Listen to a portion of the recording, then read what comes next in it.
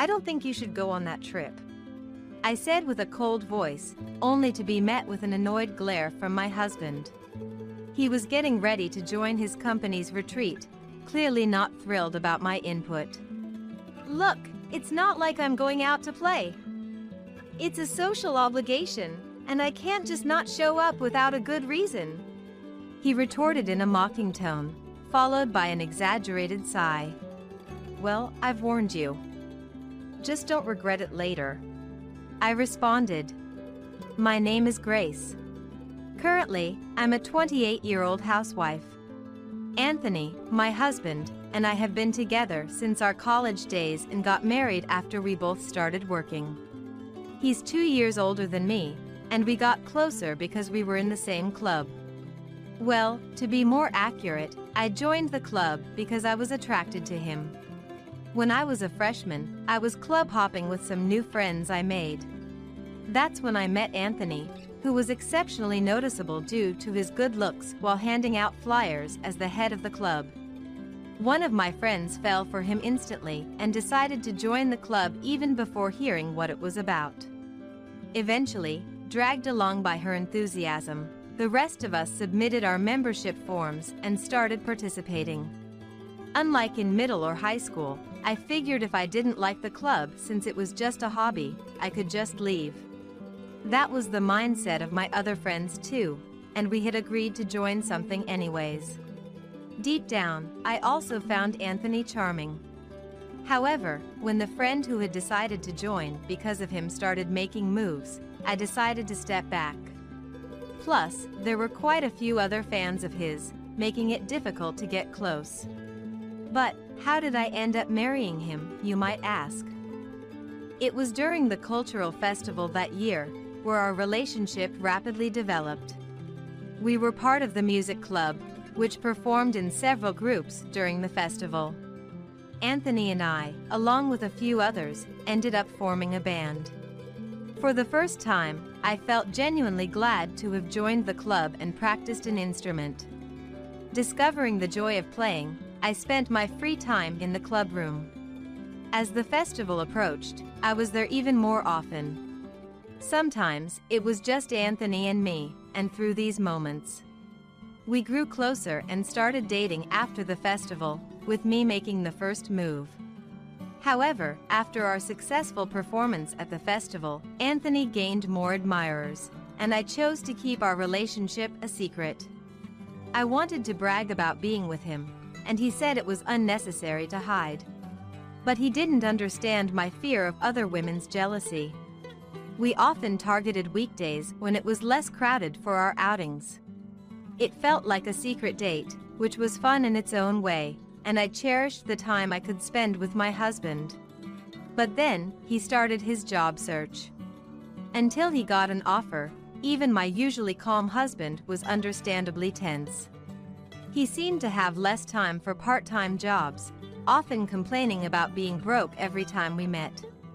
Since the days we could meet were getting fewer, I secretly increased my shifts and used the money I earned to cook for him. "I feel pathetic having to rely on this," he would say, yet he happily devoured every meal I made. From that time, I vaguely imagined our life together as a married couple, though I thought it was too soon to mention it to my busy boyfriend. Eventually, when he landed a job and graduated, and I had my graduation confirmed, we got engaged. He rented a new apartment due to his job, and I often visited, almost living there.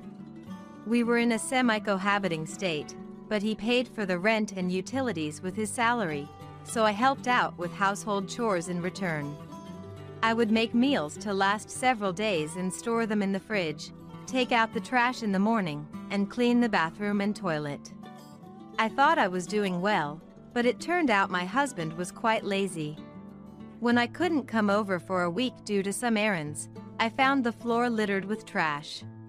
Maybe because it was his first year working, he often had entertainment duties and would leave the room unventilated. Opening the door to a room filled with the smell of sweat and garbage required bravery. But I loved my hard-working husband, and I appreciated his thoughtfulness, like bringing home fancy sweets to say thank you.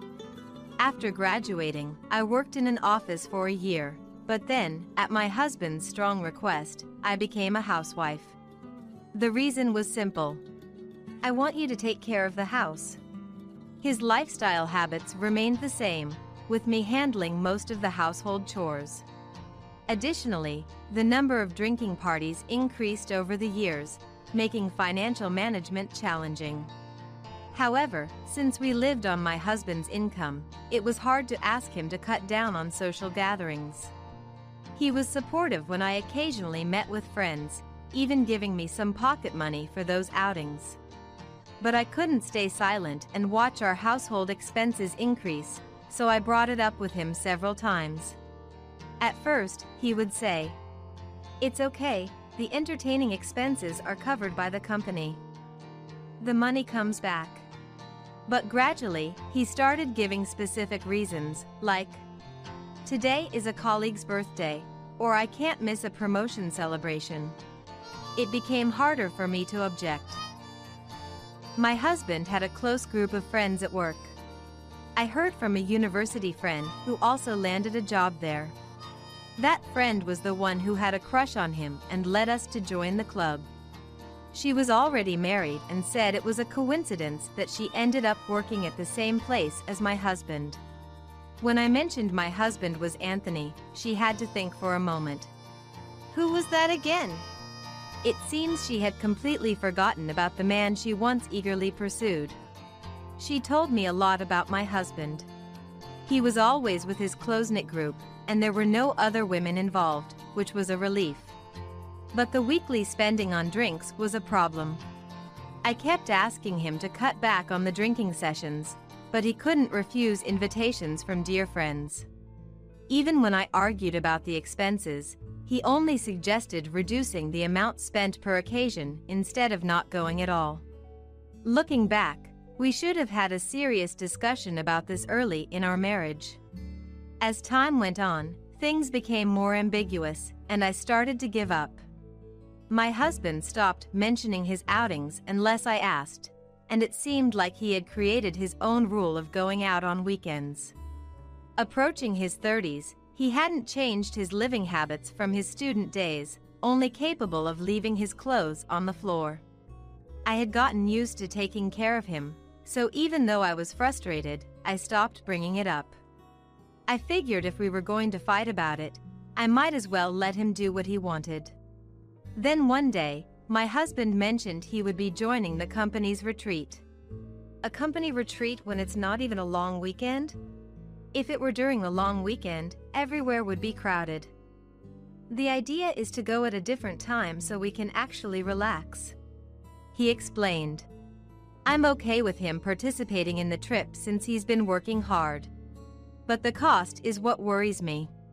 Even if the travel expenses are covered, things like meals and souvenirs will likely be out of pocket. With the warmer days, his drinking outings have become more frequent, and our expenses have grown more severe. And there's something about this retreat that's bothering me. Maybe you should skip it? You've been really busy lately and must be exhausted. It's a work obligation, and everyone's expected to go, he said, though his expression softened. He seemed really keen on going. For once, I pressed harder. Are you sure you want to go? We can't afford to spend more right now with all our bills. Thinking I was angry, he raised his voice. Are you seriously telling me not to go now? You say we don't have money, but it's all coming from my salary anyway. Don't act so high and mighty. It seems he made me a housewife just to say this, thinking it would silence me. True to form, I stayed quiet, and he, feeling reassured, said, You've had fewer friends since we got married. You're just jealous of me. I was irritated but too dismayed to retort. Who's been sacrificing social ties to keep this household running? I was on the verge of saying it but lacked the energy to bother. Fine, do whatever you want. At that, he momentarily looked triumphant. Then patronizingly patted my head, asking sweetly, What would you like for a souvenir? Ever since college, he's believed his wife adores him. Having been quite popular, his self-esteem seems quite inflated. His life has been so charmed that his lack of malice is actually more problematic. Turns out, the trip was set for the very next day, and he left early in the morning, full of enthusiasm. Surprisingly, he managed all the preparations himself, dragging along a neat suitcase he must have bought at some point. During the week he was gone, I had a peaceful time. It made me wonder if this is how it feels when your children are grown and independent. I've essentially been raising a large child for years. Taking a week off won't hurt. By the time he returned from the trip, it was already late at night. He seemed a bit worn out, probably from taking the night bus. "Were you okay this week?" I was worried about the bills and everything. "Yeah, everything was fine," I assured him. "See, I told you there was nothing to worry about. I'll start earning again from next week, so don't fret," he said, perhaps a bit smugly after drinking on the bus. I was annoyed but didn't show it, simply replying, "Maybe so," and tried to leave. However, he didn't like my response and shouted after me, "What's with that attitude?" As he's gotten older, he tends to get angry suddenly when he got drunk. I was surprised at first, but now it's become routine whenever he returns from drinking. "I'm tired too. Please don't raise your voice. Make sure all your laundry is in the basket, and if there's trash, sort it out. I'm going to bed now." He said something else, but I quickly went to bed. The next morning, his phone rang early.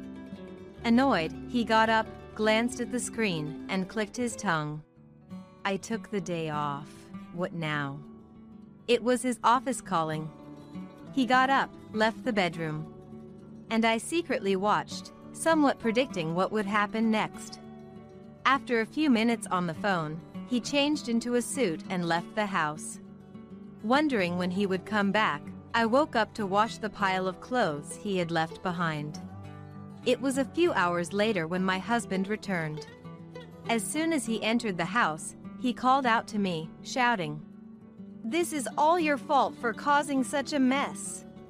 Let's rewind to a week ago. In the evening, after hearing about the company retreat from my husband, I immediately called a friend. I had never heard about the retreat from her, despite our daily chats. When she said, "There's no company retreat," I realized something.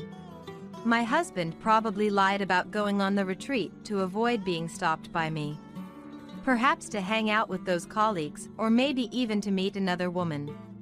Either way, I no longer cared. Who would sympathize with a husband who lies and abandons his wife to go out? Before I knew it, I was asking my friend for a favor. To report this to the company. After all, we were barely making ends meet. There was no way he could afford a week-long trip on his own. If the retreat was a lie, where would the money for it come from? Though I didn't want to think about it, my friend and I eventually came to the same conclusion. I told her it would be great if she could say she was the one who leaked it. My friend seemed to have acted immediately. The company waited for them to return from their trip and then called them in. During that time, the company thoroughly investigated them. What followed was a series of records of misused expenses being uncovered. Their desks were found to be filled with blank receipts from various stores.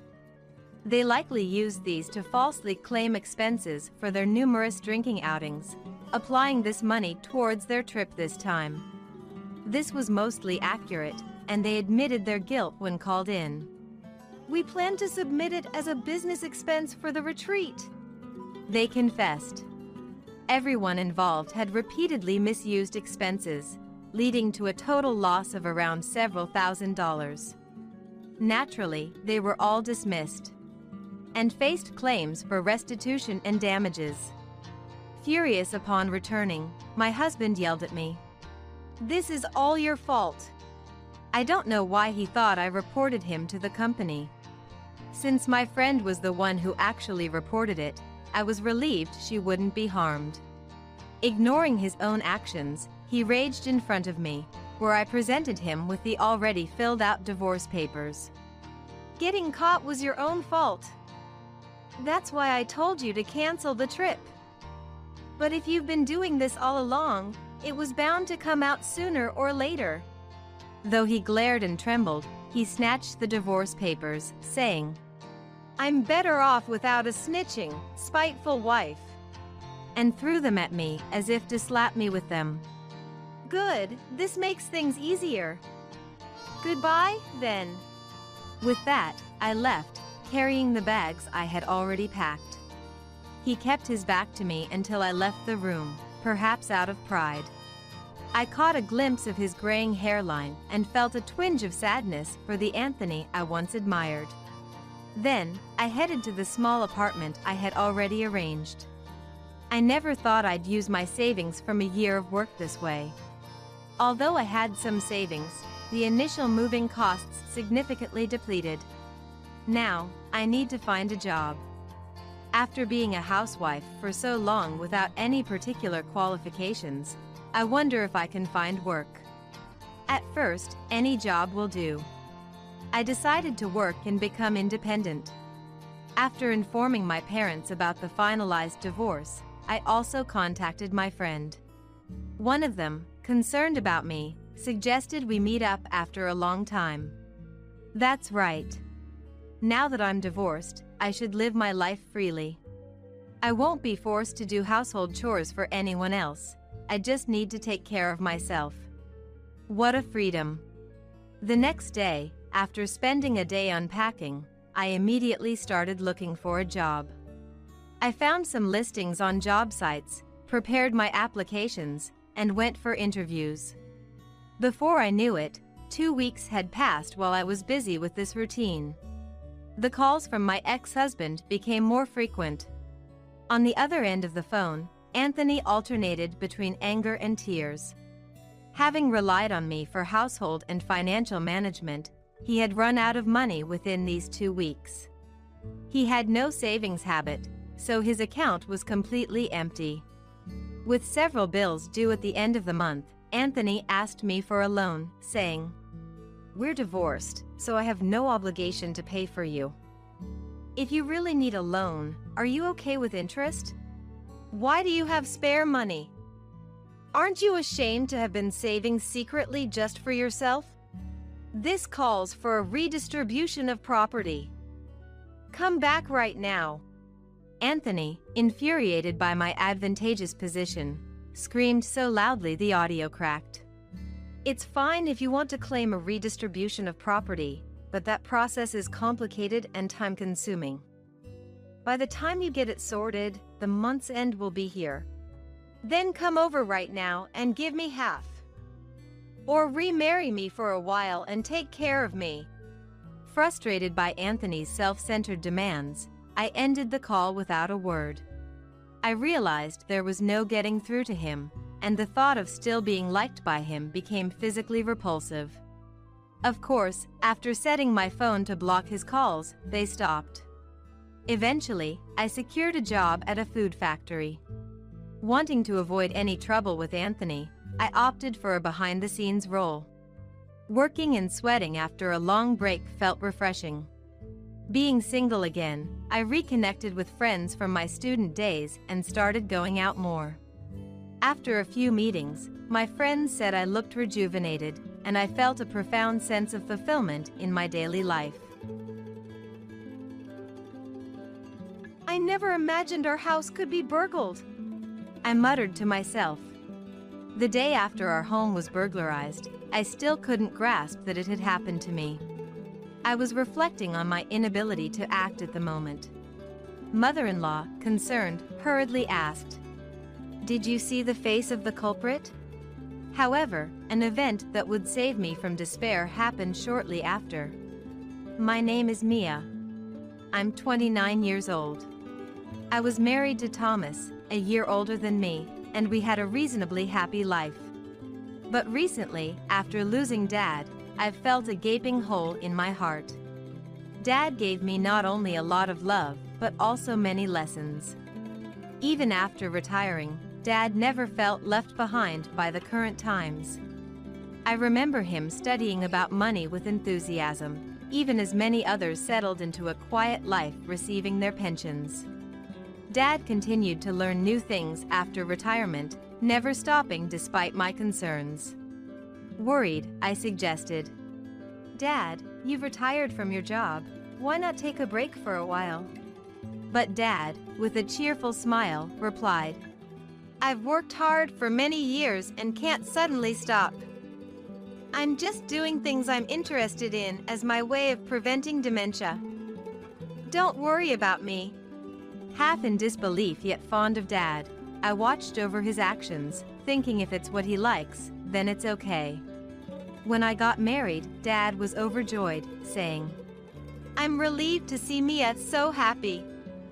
I have no regrets in this world," with tears in his eyes. My husband and I, telling Dad to stop joking, laughed together. A few days after the wedding, Dad and I spent some father-daughter time together, during which he said, "Mia, I'll leave you plenty of money, so don't worry about finances even if you start a family." To which I replied, "Dad, I appreciate the thought, but don't waste your retirement like that. Actually, I want to take you on a trip.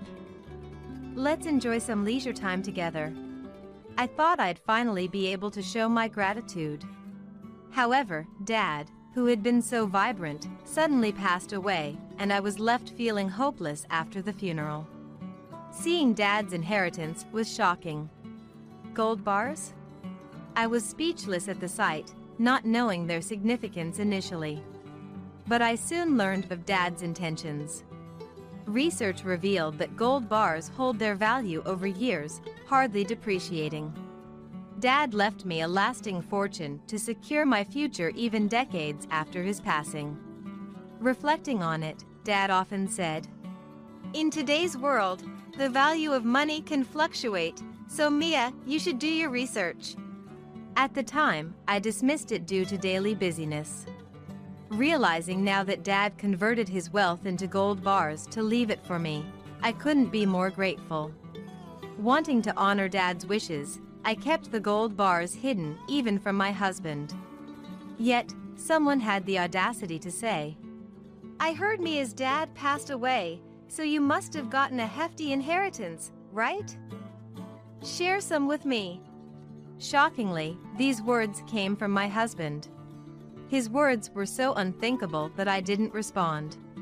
Then he said, "I've been feeling unmotivated at work and thinking of quitting to make a quick fortune. Winning a little makes me feel recognized, and it'd be a relief for you too if I became wealthy, right?" Realizing what he meant, I asked, "Is that some kind of gambling?"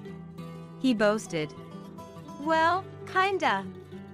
But I'm not like those unsuccessful gamblers."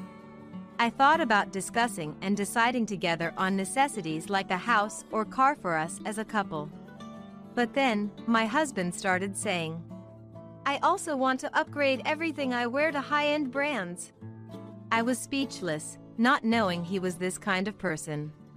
I decided to keep it stored in a safe that only I could access. To me, what Dad left behind is as precious as life itself. I couldn't bear to squander it on my husband's whims, so I refused. However, since he wouldn't give up asking, I took the bold step of consulting my mother-in-law. Mother-in-law had been supportive since I was dating her son and continued to be so after marriage. After I told mother-in-law everything, she listened, nodding, and said, "I'm sorry about this. Let's have a discussion, the three of us." When I mentioned to my husband that we would discuss Dad's inheritance with mother-in-law, he seemed thrilled, thinking his wishes would finally be met. Later, eager to state his case, he said, "Given the uncertainty of lifelong employment, I've been working on a side hustle. I'd like a share of Mia's dad's inheritance to make it successful." A side hustle, or rather, gambling. I almost blurted out, but mother-in-law immediately mentioned, I saw you entering a slot shop recently." The room froze at her words. My husband made feeble excuses but was asked by mother-in-law to show his savings, revealing almost nothing. Mother-in-law scolded him with an expression I'd never seen before. "Thomas, enough is enough. Work properly without complaints. If you target me as Dad's inheritance again, I won't forgive you." Yet, my husband responded with dissatisfaction. "Okay, I get it. But you're both taking a joke too seriously," I said. "There are things you can joke about and things you shouldn't." To which mother-in-law added, "Exactly. Haven't I always taught you that?" Embarrassed by the scolding from both of us, he left for home as if fleeing. I thanked mother-in-law, saying, "I couldn't have persuaded him alone." "Thank you," mother-in-law replied. "It's okay. Thank you for marrying such a son." In return, she thanked me.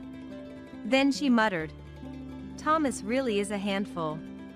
I didn't miss a word and asked, "Does that mean Stephen too?" Mother-in-law nodded slightly. I knew Thomas had a brother named Stephen but hadn't really spoken to him. We only greeted each other during a family meeting, and I remembered his voice being deeper than Thomas's. I regret not having tried to interact more, not knowing how to approach him. I took this opportunity to ask mother-in-law about brother-in-law. Mother-in-law said, "Stephen quits jobs as soon as he dislikes them and is currently freelancing. I'm worried about his future. I wish he would settle into a stable job, but job changes are becoming more common these days." Mother-in-law continued, but it seemed brother-in-law's reasons for quitting were somewhat trivial. Mother-in-law had been worried for a long time. I couldn't admonish brother-in-law myself, so I just listened to mother-in-law, who had been worried for a long time. Worried about mother-in-law's well-being, I bought a concert ticket for her too.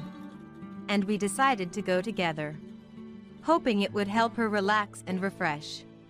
On the day of the concert, my husband had already left for work, and I was looking forward to it with mother-in-law. But after walking a bit, I felt like I had forgotten something. After rummaging through my bag, I realized in horror. "I'm sorry. I forgot the most important thing, the tickets." When I told mother-in-law, she surprisingly said, "It's okay. We can go back and make it. Let's go together." "I'm sorry. Please wait here. I'll run back and get them." And ran off. I burst through the front door, heading straight for the room. There, in front of the safe containing Dad's inheritance, I encountered a person clad entirely in black. In my haste, and unsure if I was dreaming or awake, I screamed. The burglar shoved me aside and fled. Although I was confused about what was happening, I confirmed the burglar had taken the gold bars, and immediately called the police. I explained everything to mother-in-law at home and apologized. When the police arrived and I was describing the burglar's features and the situation, mother-in-law rushed over to my house, anxiously asking, "Mia, are you okay? You really encountered the burglar? Did you see his face? Did you tell the police everything?" I shook my head in despair. While mother-in-law was saddened, I reassured her. "It's okay. The police are here, taking my statement." Then, looking at the safe, mother-in-law lamented, "Oh, what a mess." I hadn't shared the code or hiding place with anyone. Although it was only until I could deposit them in a bank safe, the safe I had chosen was among the most secure available commercially. Supposedly impervious to ordinary household tools. The police, having seen the scene, speculated that the burglar either had specialized tools or was an experienced criminal. I continued to provide details to the police. Afterwards, I told mother-in-law, "The investigation will start now and it might take a while, so please go back home and rest for now. I'm sorry for today. Mother-in-law responded. All right. I don't want to be in the way. I'll contact you later. And left. However, mother-in-law returned about an hour later, drenched in sweat. Mia, listen! She exclaimed, causing me and the police to freeze and turn towards her. What happened? I asked, to which mother-in-law revealed. When I went back, I saw Stephen entering his room with something that looked like gold bars. I thought I should get evidence before confronting him, so I didn't question him right away. It's about your dad's inheritance, isn't it? When mother-in-law mentioned that, I immediately responded. It's the gold bars. Mother-in-law said. Understood. Now, listen to this. And played a recording from her phone for us. I managed to get the stuff out, but Mia caught me at the worst possible moment. Really screwed up there. And knowing how she showed up just then. The recording clearly captured someone speaking foully. That low and distinctive voice was unmistakably Stephen's. I was certain of it. It also captured a strategy session over the phone with my husband on how to deceive the police if questioned. After recording the scene, mother-in-law, though shocked, submitted it to the police. Apologizing, mother-in-law said, I'm really sorry for causing you distress. I just thought I had to secure some evidence. I quickly assured her. You did nothing wrong, Thomas's mom. My primary concern is catching the burglar as soon as possible. Your evidence was incredibly helpful. Thank you. The police immediately headed to brother-in-law's location, where he confessed to conspiring with my husband. Thomas wanted the gold bars to pay compensation to his mistress's husband. Brother-in-law revealed. Mother-in-law and I were stunned, blurting out. What? An affair? Nodding, brother-in-law continued. My brother was trying to convince Mia to hand over the gold bars to cover up the affair without it being discovered. Hearing this, I remarked. Thomas said he was gambling, thinking that would convince me? Brother-in-law replied. He started gambling on his own, hoping to pay off without any help. But as his savings dwindled, he became desperate and tried to persuade Mia to give him the gold bars. That explains the time my husband begged for money. I thought to myself. When I asked, and then? Brother-in-law continued. A few days later, when Mia wouldn't agree, Thomas called again, saying we'd execute the burglary plan on a day Mia was out. He promised me a share if we succeeded, so I followed his instructions and committed the crime. Hearing this, I realized my husband had his brother do it, likely because he knew his own physique and mannerisms might give him away. Not only was Dad's inheritance stolen, but I also learned of the affair, and I decided it was over with my husband. Just as brother-in-law had confessed, my husband returned home. Mia, I've heard about what happened. Are you hurt? Everything okay? He asked, putting on a poorly acted concern. Unaware of brother-in-law's confession, my husband was puzzled by the cold looks around him, saying, Well, losing Dad's precious inheritance is sad, but what's lost is lost, right?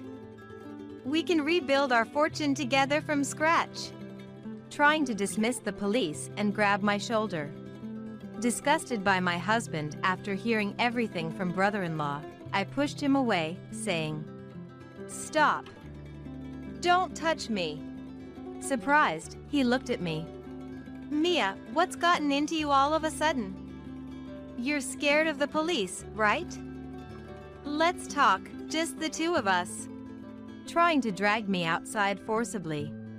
I resisted, but he was too strong and dragged me along, leaving me feeling helpless. The police intervened. She said to stop, so let her go. Restraining him with several officers. Everything from the burglary plan to your affair has been exposed. The police informed him as he struggled and attempted to flee. However, his escape was futile and he was caught. Thus, the gold bars were safely returned to me.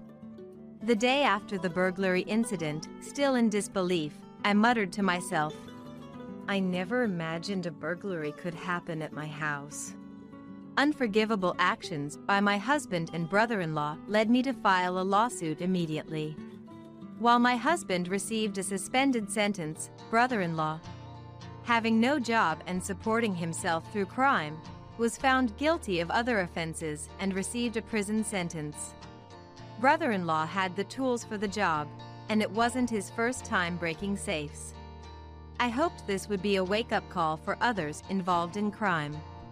Mother-in-law, devastated by her son's actions, tearfully said, "I hope they fully pay for their crimes." My heart ached, but preventing further victims was necessary. I demanded compensation from my husband and his mistress. My husband, now facing a slew of misfortunes, desperately pleaded, "Let's not divorce, Mia. It was all my fault. I only love you. I can't pay the compensation." Resorting to tears, but I felt no sympathy and refused to forgive him. "How are you planning to cash them?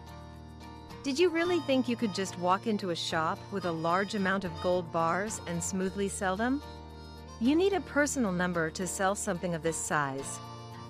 Did you think you could just use the inheritance I received as you pleased?" Stumbling over his words, my husband admitted, "When you put it that way, yes." He knew he had no right to decide how to use my inherited wealth. Blinded by immediate financial gain, you didn't think through the consequences of your actions. I told him, and he could only look down, silent. Searching for a way to break into such a sturdy safe, committing a crime to get his hands on it. Yet not thinking about the aftermath at all was absurdly foolish. I announced our divorce right there and then. Finally, after all the procedures were completed, I felt relieved. The move, funded by my husband's compensation, was completed. I became a free person. As for my husband, his misdeeds were exposed to his company, leading to his job loss. Disowned by his family and with no savings, he began doing day labor to pay the compensation. Struggling with his deteriorating life and failing workplace relationships. It seems he planned another burglary due to being unable to cope with these challenges.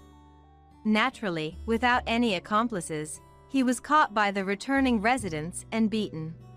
"It's the second time.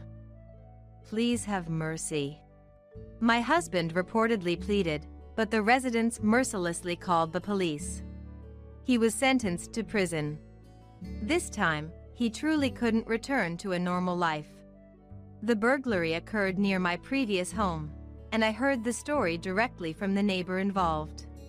After the first burglary at my former house, my husband became well known throughout the neighborhood. Without the means to go far, he committed another crime nearby. Finally, we parted with, "It's a dangerous world out there.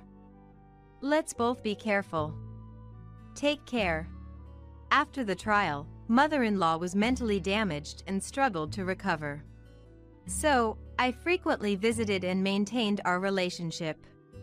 I wanted to do everything I could for mother-in-law, who had always been kind to me. Thanks to my care, mother-in-law gradually recovered.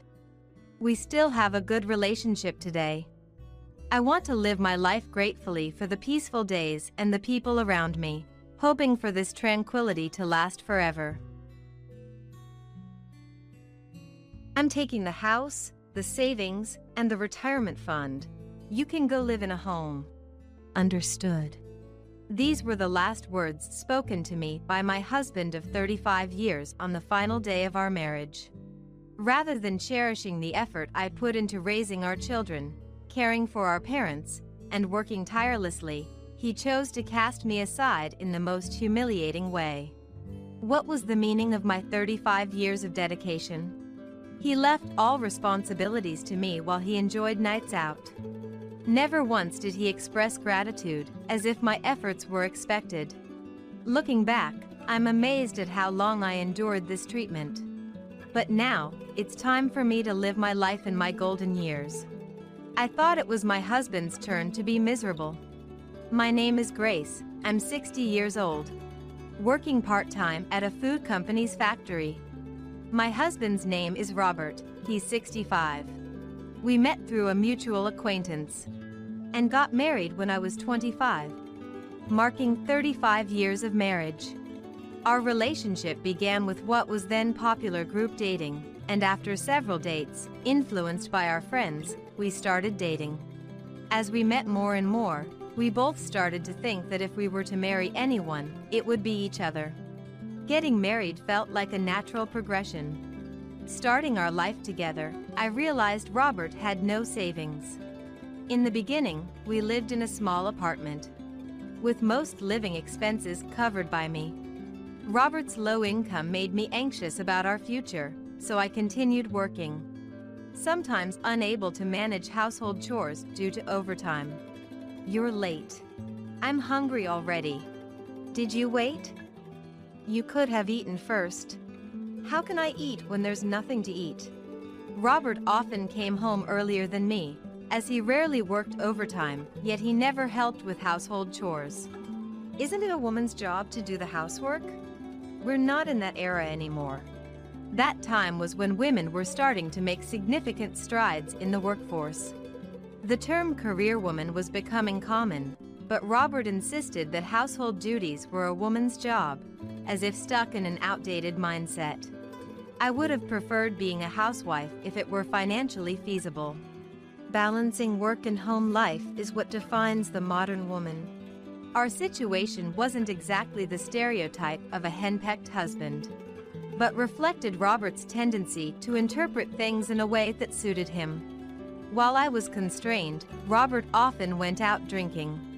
If you're going to be late, at least let me know. Quit nagging. It's my time. I can do what I want. His tone grew even harsher when he came home drunk.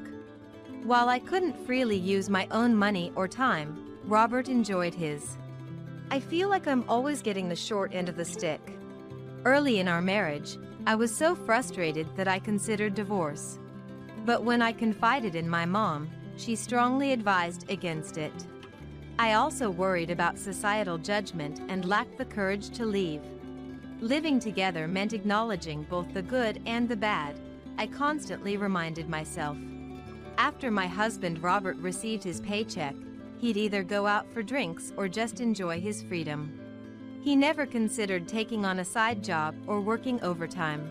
Instead, he'd leave work on time, choosing between heading out for drinks or coming home. When he did come home and found me not there, he'd complain. I hate coming home to an empty house. Seeing the lights off through the window stresses me out. But sometimes I have to work late. I'd respond, "What's the point of you working overtime?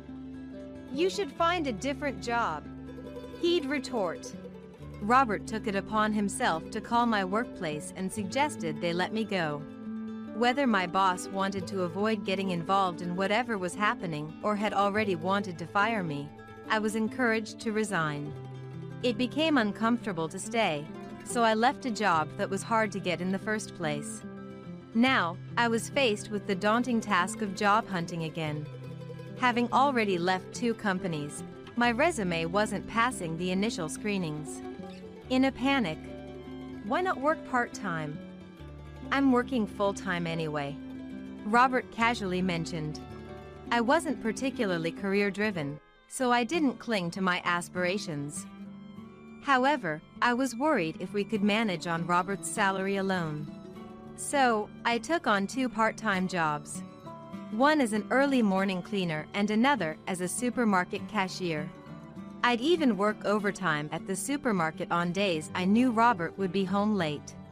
I made sure to be home when Robert was around and worked diligently when he wasn't. I endured years of this routine, convincing myself that Robert needed me. I found his desire to have me home when he returned somewhat endearing at the time. A year into our marriage, I gave birth to our first son. Our apartment is getting too cramped. Yeah, the kid will want his own room when he's older, and he might even want siblings. Around that time, Robert's mom, Karen, who was a divorced single mother, suggested we live together. Probably, she felt lonely after Robert, her only child, left home. It's all positives, right? We won't have to pay rent, Robert said, likely echoing Karen's words. I wanted some time to think it over. Mom's already getting things ready, he pressed, revealing that a room for our son was already being prepared, complete with new wallpaper. I was shocked at how far they had progressed with their plans without me. Wanting to continue working part-time, I agreed, albeit a bit lightly. A decision I would soon regret. Karen seemed to have it out for me, delivering daily doses of sarcasm. It's sad for the child to see his mom work so much. I can't believe this. It wasn't like this in my time, she'd say. Karen had never worked. After her divorce, she relied on her parents to raise Robert. Karen's family was somewhat wealthy, so there was money. Now, it seems she's living off a small inheritance and a meager pension. Though her spending habits seemed a bit extravagant. Her kindness extended to her hobbies and her son and grandson, but never to me. Meals were prepared without considering me, and I was often left behind on outings. I was thankful she looked after my grandson, though. With Karen taking over the household, Robert told me, "You can work full-time now, overtime included." What? Why all of a sudden? I asked, baffled. "Since Mom's here, you can go work," he said. I thought to myself, what a selfish person he is. It was then I realized that when he said he wanted me to stay home, it wasn't because he wanted me there, but rather someone to take care of his needs. I started my mornings by dropping off our child at the childcare center, then heading to work as a temp. Fortunately, Karen was always willing to pick up our grandson, which allowed me to rely on her for the return trips. Being able to work overtime without complaints was a relief. This routine continued for about 10 years until Karen began to act strangely. "Who are you?" "A thief, I guess." "Robert, call the police." "No, it's me, Grace." Karen had developed Alzheimer's disease and saw me as a complete enemy. She increasingly failed to recognize Robert and our son as well. One day, while wandering, she was involved in a traffic accident and became bedridden. "This is your fault. You're responsible for taking care of her," Robert blamed me. "How is it my fault? You shouldn't be working late nights. But you're the one who said I could work." Our arguments became endless. I considered leaving with our son, but couldn't abandon Karen. Besides, our son loved both Robert and Karen too much for me to separate them. Karen, who never accepted me as family, complained daily while I cared for her. When I confided in Robert, he dismissed it simply. "She has dementia, what can you do?" Eventually, I quit my job and became increasingly isolated. I had hoped Karen might become kinder to me, thinking I was a stranger due to her condition, but that was wishful thinking. She must have inherently disliked me. Yet, she was still an important grandmother to our son. I cared for Karen alone until she passed away. After Karen's death and our son becoming independent, only Robert and I remained. With Robert's retirement coming up next year, I looked forward to traveling together and exploring new places. However, Robert presented me with something shocking. "Mine's already filled out. Just sign and submit it." "A divorce application?" "It's obvious if you look at it. You're really dumb, you know. That's what's been so annoying." I felt as if I'd been punched. It felt like I might collapse right there. "Why? Did I do something to deserve a divorce? If I had to say, I don't want to spend the rest of my life with you." "What do you mean?" Robert looked at me with a scornful smile and dropped a bombshell. I want to marry someone else. And then, there was Robert's mistress. It seems their affair had been going on for years. The mistress was 20 years younger than me. Even when I was taking care of Mom and raising our child, you were cheating? That's about right. The anger inside me was about to explode. While I endured Karen's harsh words, took care of our child, and suffered loneliness all by myself, Robert was out having fun with his mistress. I wish I never knew this. You've been deceiving me all along. I'll never forgive you. And what are you going to do about it? Like you could do anything. Robert taunted me with a smirk. So, you're divorcing me to be with her? That's right. She's much younger than you. Understood. I'll sign the divorce papers. But just so you know, I'll be seeking compensation from both of you. Fine by me. I'll pay whatever amount. I've got Mom's inheritance, after all. Oh, but just so you know, I'm not splitting any property with you. I took a moment to think. I had some savings of my own, which I didn't want Robert or his mistress to get their hands on.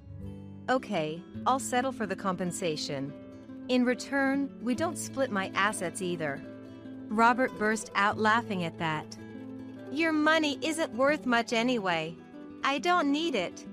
We signed the documents in the presence of lawyers, agreeing not to pursue a division of property but to settle on a compensation claim.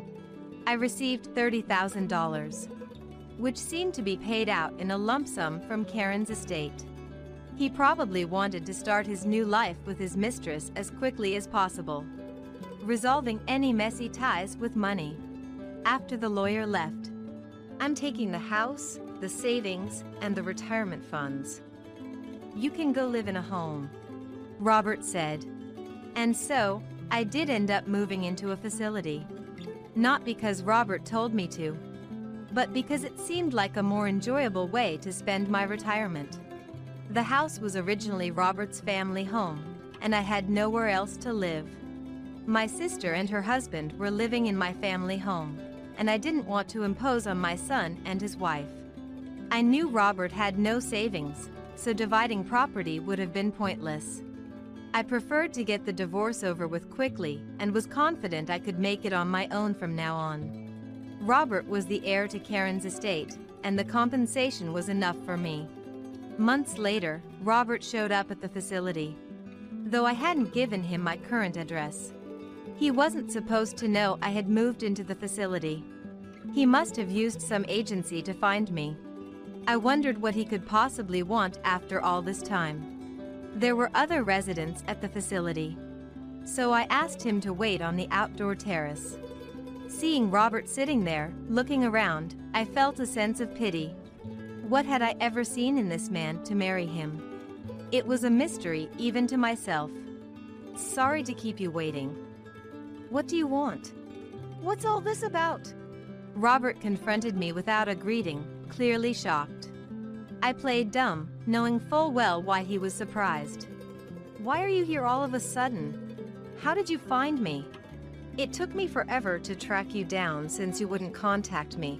You didn't tell our son either, did you? He had no idea. I didn't want to bother him, as he has his own family now. But that doesn't answer my question. How did you find out about this place? I hired a detective. When I mentioned I needed to contact you about the compensation, they found you. Having an ex-husband is quite handy. So, he had gone through an agency after all. Which detective agency was it? I was furious at the breach of privacy, but kept my cool. More importantly, how can someone like you afford to stay in such a luxurious facility? That was what Robert was astonished about. After our divorce, I had moved into a high-end facility that we had once considered for our retirement. It wasn't your typical nursing home, but more of a luxury apartment complex with an attached hospital. There was also a dining hall run by a nutritionist, and I spent my days enjoying the company of other residents and helpers. You could be on your own if you wished, and someone would check on each room daily to ensure no one had fallen. Each room was equipped with an emergency call button for immediate assistance. I heard this place costs $1 million? How do you have that kind of money? Actually, I've been investing for the past 35 years, ever since we got married. I wanted to ensure we could enjoy our retirement together. I had been laid off during a recession and struggled to find a new job, which drained my savings and filled me with anxiety. Understanding the unpredictability of life, I realized that saving money wasn't enough and started learning about investments. I didn't want to seem greedy, so I never told Robert, whom I was dating at the time. I began investing modestly. After we got married, my desire for us to enjoy good food and travel in our retirement grew stronger, prompting me to invest more seriously. Since we both worked, I gradually invested my earnings, sacrificing outings with friends, delicious meals, shopping, and vacations, putting all my disposable income into investments. After 35 years of consistent investing, I amassed a significant fortune, partly because I started right when the economy was down. When I shared this, Robert claimed, "Then that money is mine too." I had anticipated he would say something like that. "Sorry, but you have no claim to my money." "Why not? I'm your ex-husband. It should be part of my assets too." "You renounced any claim to my assets in front of our lawyers. Have you forgotten already?" "Damn, that's why you insisted on a lawyer. You tricked me." "Who's been deceiving whom all along?" Robert's face twisted in frustration. Realizing this conversation was a waste of time, I urged him to leave. "No way. I'm not leaving. I'll live here too." I was speechless with disbelief.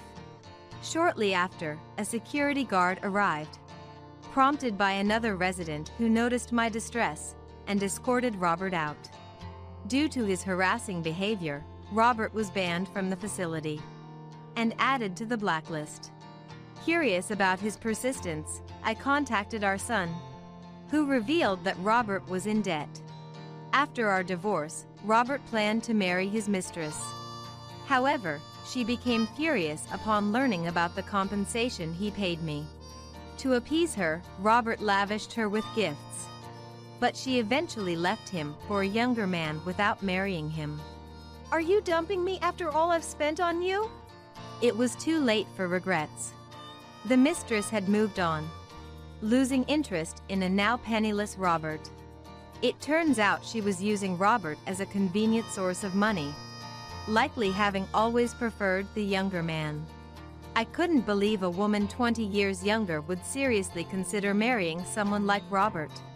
It seems he was the only one who truly believed in his affair turning into marriage, which must have been a huge shock to him. After donating all of his inheritance to his mistress and accumulating debt, Robert ended up alone in a house that was over 70 years old. The house was in bad shape, with many parts broken and no money for repairs. He now lives alone in a leaky home. My son expressed no interest in helping him. Recently, a community worker visited, asking Robert to at least repair the exterior walls because it was affecting the neighboring house. Robert's angry outburst over this request led to a police incident. My son had to pick up his father from the police station, where he told Robert they were through. "You're abandoning me too?" Robert cried, clinging to his son, who shook him off. Discarded by his son, I thought how pitiful Robert was. After the incident with the police, he became a pariah in the neighborhood, spending his weekends indoors. After telling me about Robert's current situation, my son asked me to keep in touch occasionally. I was touched that he cared. Sometime after talking to my son, I received a call from Robert. Ignoring it, he then called the facility directly. Such persistence. The staff were worried for me. I decided to answer just once. "I just need a little money." "I refuse." "Don't you have a pension?" Robert was supposed to have recently retired, so his claim of having no money seemed like a lie. "I didn't get anything." "Don't lie.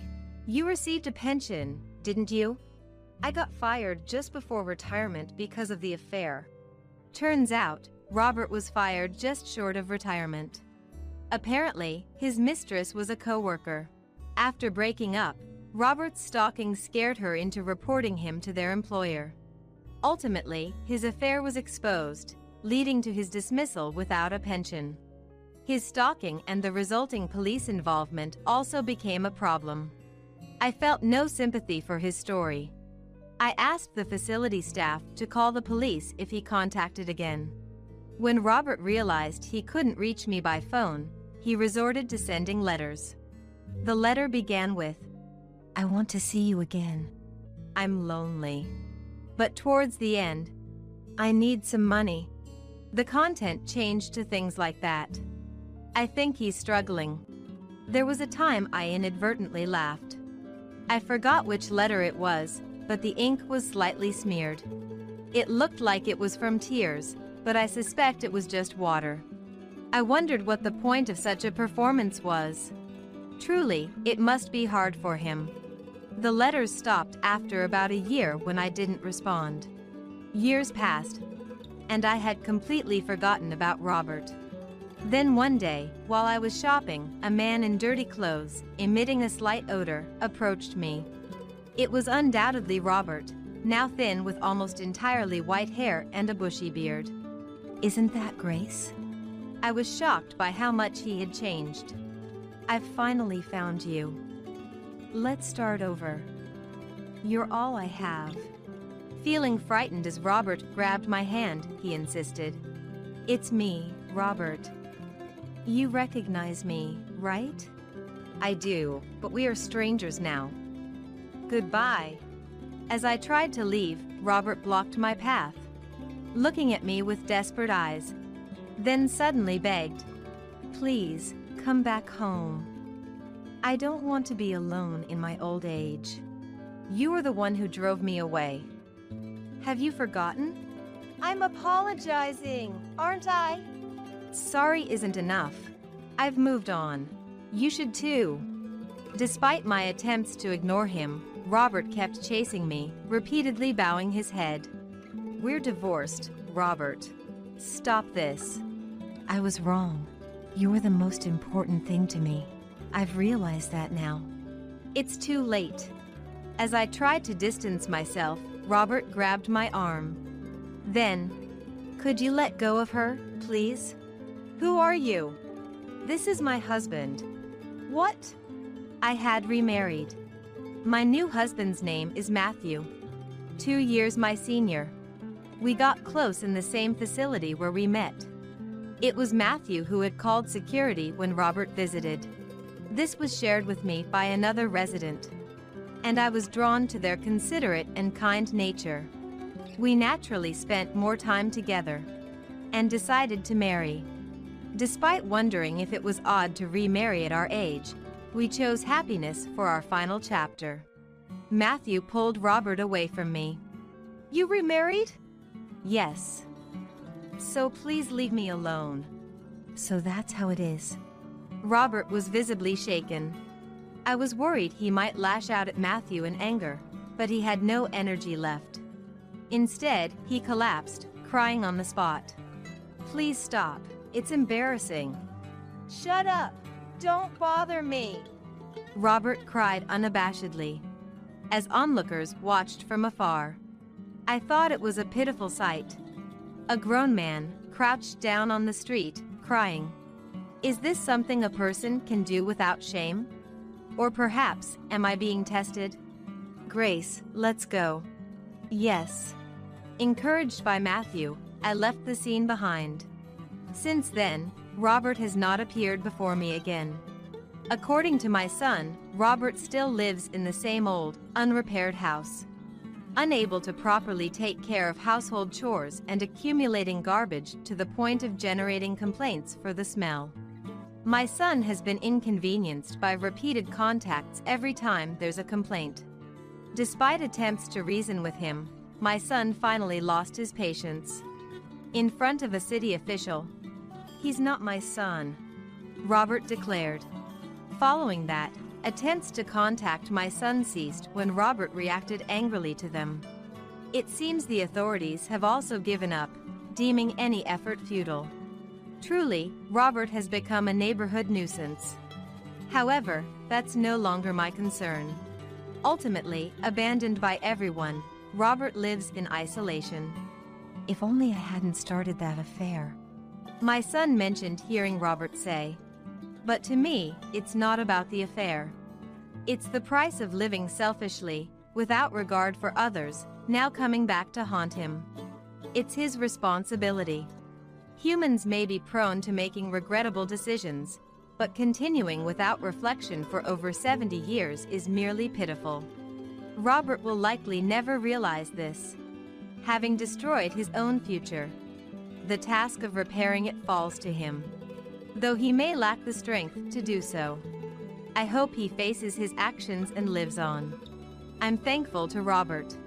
Had I continued to rely on him, my later years would have been disastrous. His decision to divorce because of his affair allowed me to live my life. I've started to communicate more frequently with my son. It was a turning point when Emily, my son's wife, who mediated between us, said, "Please don't worry about it." That moment made me realize how much of my life was spent overly accommodating others. I had distanced myself from my adult son to avoid burdening him. Shocked when he expressed his dislike for his grandmother and father from childhood. Aware of the mistreatment and infidelity, I've resolved to live the rest of my life without such undue consideration. Now, my son's family and grandchildren visit, allowing us to make up for lost time in conversation.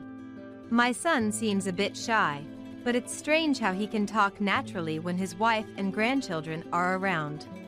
He has accepted Matthew, and to my grandchildren, Matthew is like a real grandfather. Currently, Matthew and I enjoy our time in the facility, surrounded by friends and content. My priority is health, hoping for a long life.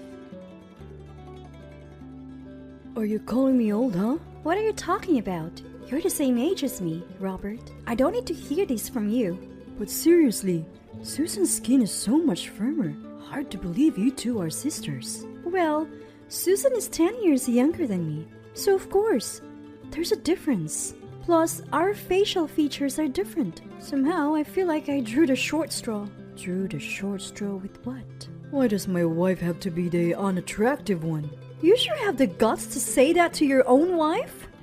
Lately, Robert, my husband, has taken to hurling such insults at me every time he comes home from work.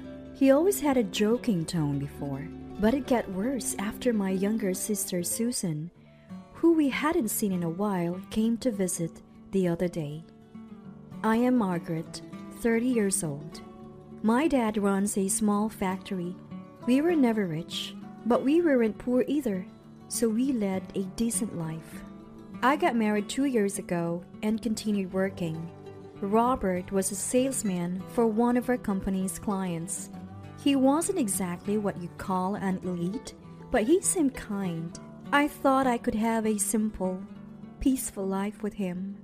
Not being one for the limelight, I always believed that a quiet life without any drama was the ultimate happiness. My sister Susan is 10 years younger than me and was still in the 11th grade when I got married. Our family is from Dallas, but after graduating high school, Susan moved to Boston for college and was living alone there. Although Robert and I occasionally visited my parents, 2 years passed without seeing Susan.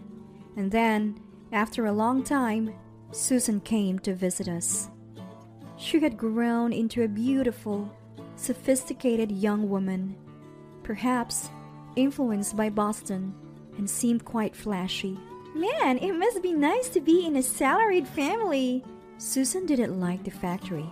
To her, our dad, who always wore his work clothes and worked from early morning till late at night, seemed poor.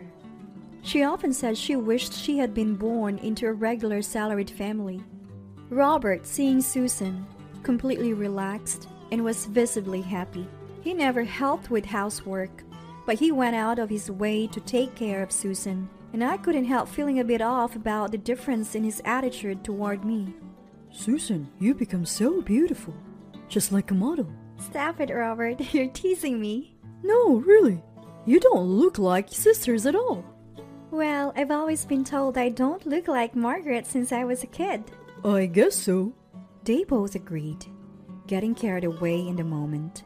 After that day, Robert's verbal abuse towards me got worse. Every single thing was compared to Susan, which made me feel sick. Plus Susan, who never used to come by, started visiting frequently. Each time, Robert would welcome her warmly, piling chores on me to entertain her. They'd sit on the living room couch, sipping drinks and laughing away.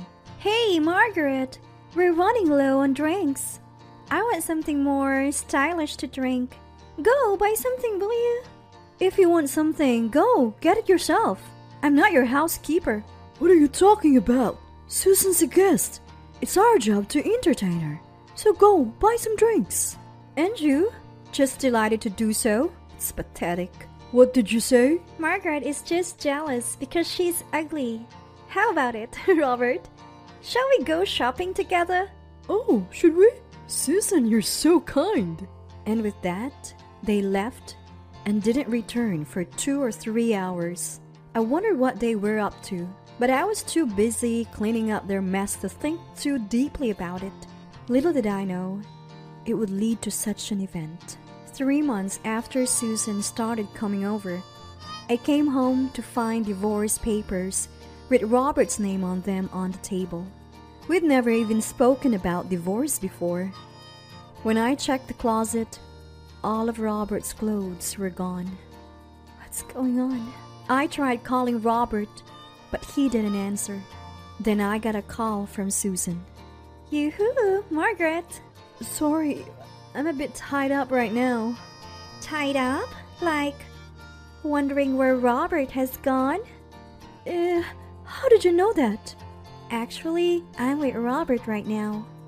Are you talking about my husband, Robert? What do you mean? Well, we've eloped. Huh? For a moment, I didn't understand what she was saying. I really pondered what eloping meant. It was a word I should have known for the longest time, yet I couldn't grasp it. Elope? What's that? Oh, come on. Elopement is elopement. Forbidden love. You know, Robert and I have run off together on a journey of love. Are you joking? Of course, I'm serious.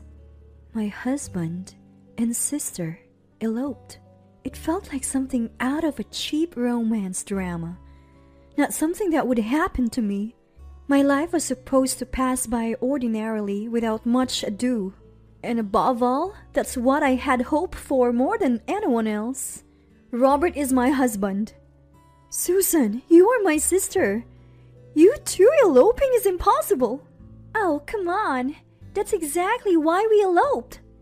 If Robert wasn't your husband, there would be no need for us to run away, right? But you know what they say. The greater the obstacle, the hotter the love burns. You two think you can do this and get away with it?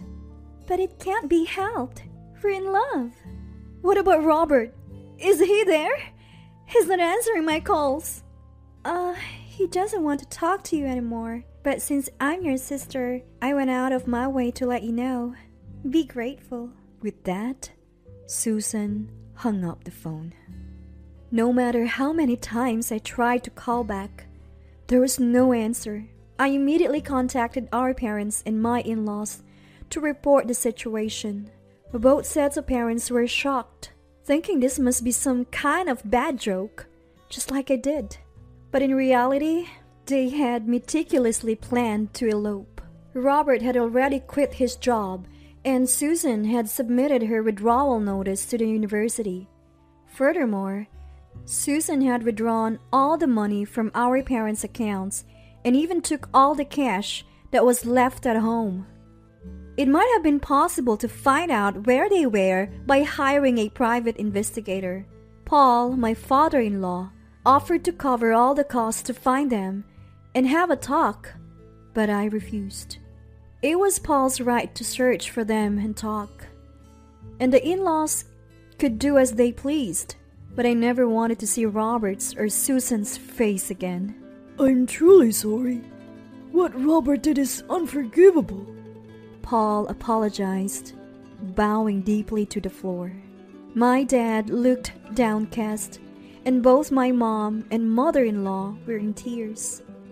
However, the situation was even worse because it involved my sister.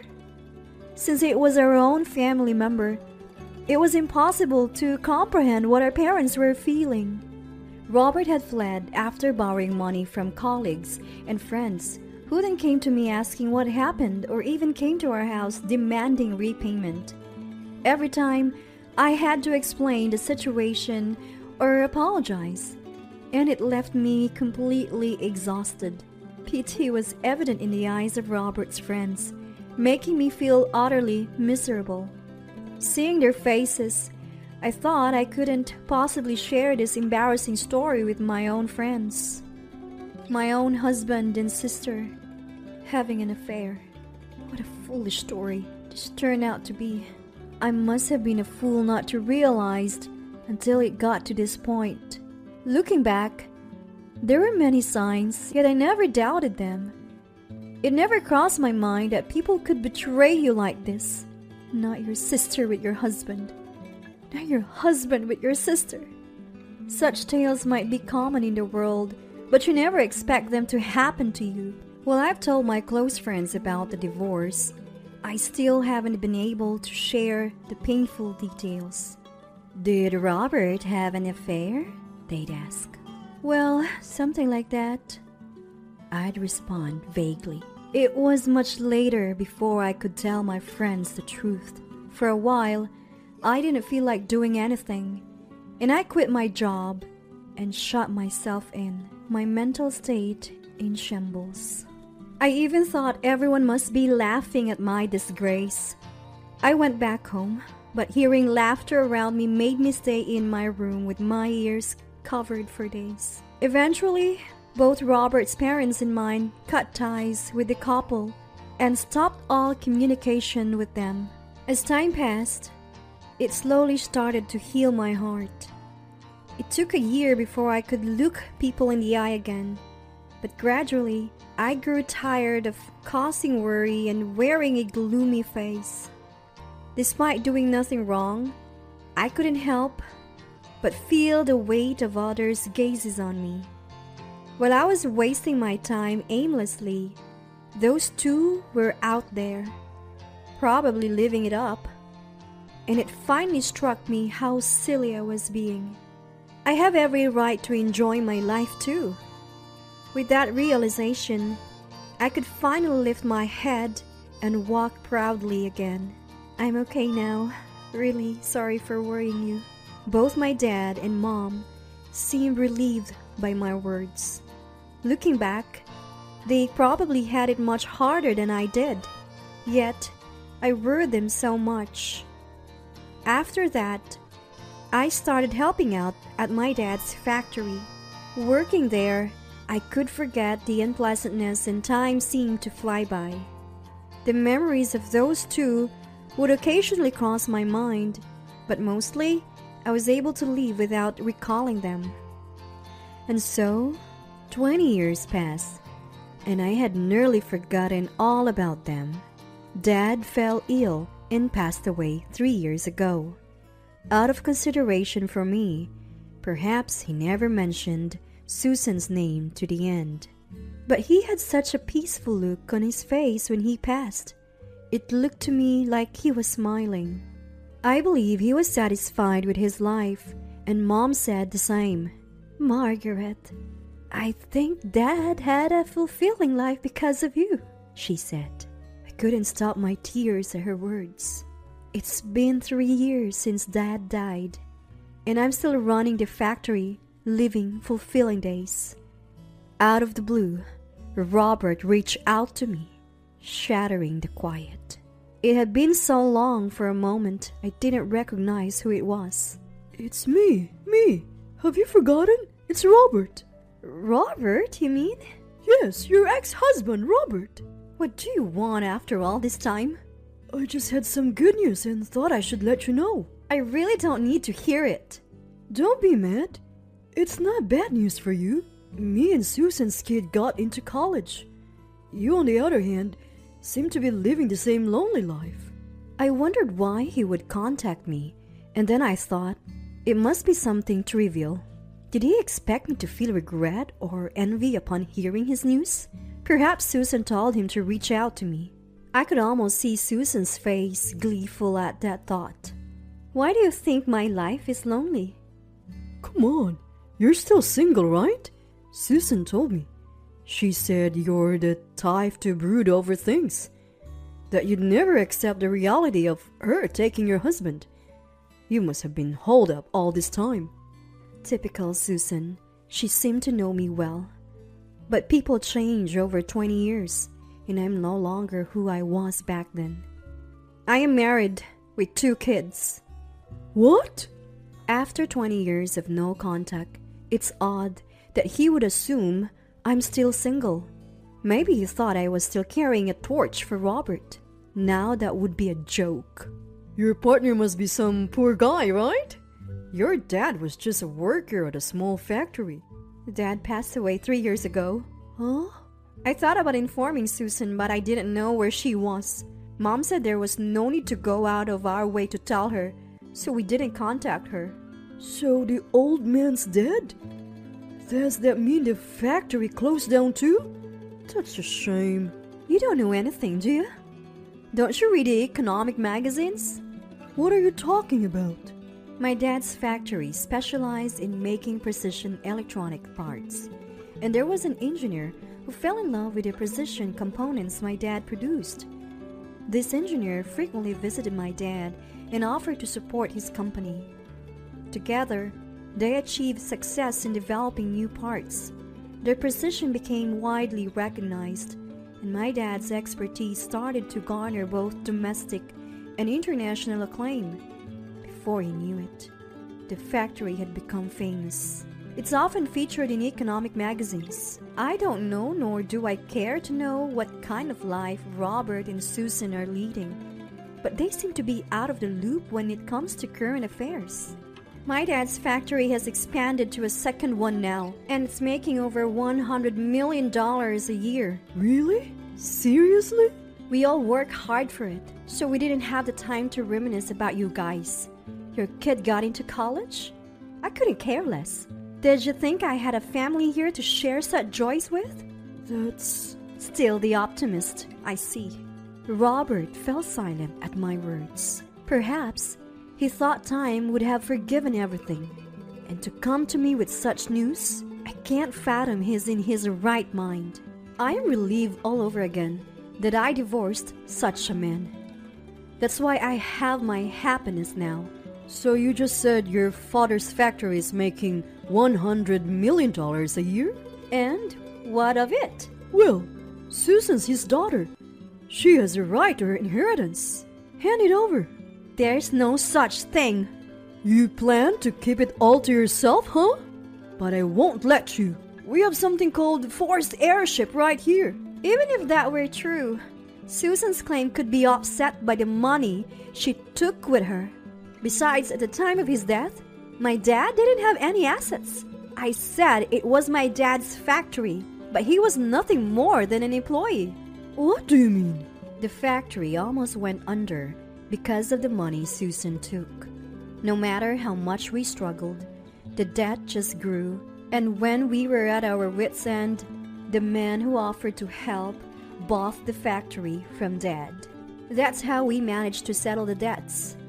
In truth, my dad, who was originally a technician, had also wanted to focus more on that than on management. The buyer was young and had just started his own business, but he was enthusiastic and honest, and he valued my dad's skills highly. That must have communicated to my dad. So the sale went through. The factory continued to employ all its workers without fail, and Dad could dedicate himself to developing parts which truly made him happy. What a foolish thing to do! What we do is none of your business. There's no need for you to comment on it. So in the end, the factory was just taken over. What are you doing there? Working as a part-time lady? Tough luck. The man who bought the factory is my current husband. Huh? Yes, I was drawn to the sincere personality of Timothy, the husband who had been coming to see Dad. My parents felt the same way. So when it came to me marrying Timothy, they both cried tears of joy. When we informed Robert's parents about our remarriage, they were genuinely happy for us. That was the last time. I haven't been in contact with them since. I stopped reaching out because I think it's painful for them to be reminded of what Robert did when they see me. Your husband? What about him? Did you deceive a man and steal a factory from your father? Really? You can only come up with such low-quality ideas. I don't even feel like talking about this anymore. Just wait. My son got into college. And not just any college, but a prestigious private university. He'll be your nephew. So what? Well, I mean, give us a celebration gift. The cost for college, all in all, is $30,000. Are you stupid? Why would you think I would pay that money? Because your husband is making a profit. So it wouldn't hurt to give that much for your nephew's celebration, right? Is that why you contacted me? All this talk about property and whatnot? Is it all about the money? When I asked that, Robert's voice seemed to crack. Maybe he was a bit flustered. Seems like I hit the mark. After 20 years to come asking for money from an ex-wife you abandoned, what kind of nerve? Sure, that child is my nephew. But considering what happened, doesn't a 50-year-old man understand he's not in a position to demand anything? I feel deeply ashamed that I was married to such a man. Actually, the company I work for is about to go under, and I'm on the list to be laid off. If things stay this way, I won't be able to pay for my son's college fees. So help me out. He's your beloved nephew, isn't it? I don't know this child you're speaking of, nor do I have any obligation to celebrate. You've done enough to ensure that. Don't you understand? It was a long time ago. Can't you just let bygones be bygones? With that, Robert started crying over the phone, using tears to persuade me. My heart only grows colder. Does he think crying will get him forgiveness? I don't have the slightest belief that there will be a day when I can laugh and meet with them. Don't expect a day to come when I let this go ever. So you don't know about Dad and Mom? I tried contacting them, but I couldn't get through. And when I went to their house, it was on the market. They haven't, have they? I don't know, or rather, you haven't contacted them once in these 20 years? I didn't have any business with them. So now you're in trouble, and that's why you're contacting me? I have no other choice. Do you know where they are? If you know, tell me. They are my parents. Actually, both of them are now living in a paid nursing home, having sold their house for the money. I haven't seen them for a long time, but I recently received a postcard letting me know. I think we won't meet again. Now I just hope they live peaceful days. If Robert were truly concerned about his parents' well-being, that would be one thing. But for someone who's only looking for their whereabouts to ask for money, why should I bother telling him? I truly don't know. I haven't been in touch since then either. So I'm going to hang up now. I can't be of help to you, or more like I don't want to be. I have no intention of getting involved, no matter what happens. Don't forget that. How could you? After that, there were a few more calls, but I blocked them. Then it seems Susan reached out to Mom. Hey Mom, please, I need help. Robert said he'd managed to cover college costs by asking relatives, but he got turned down and, well...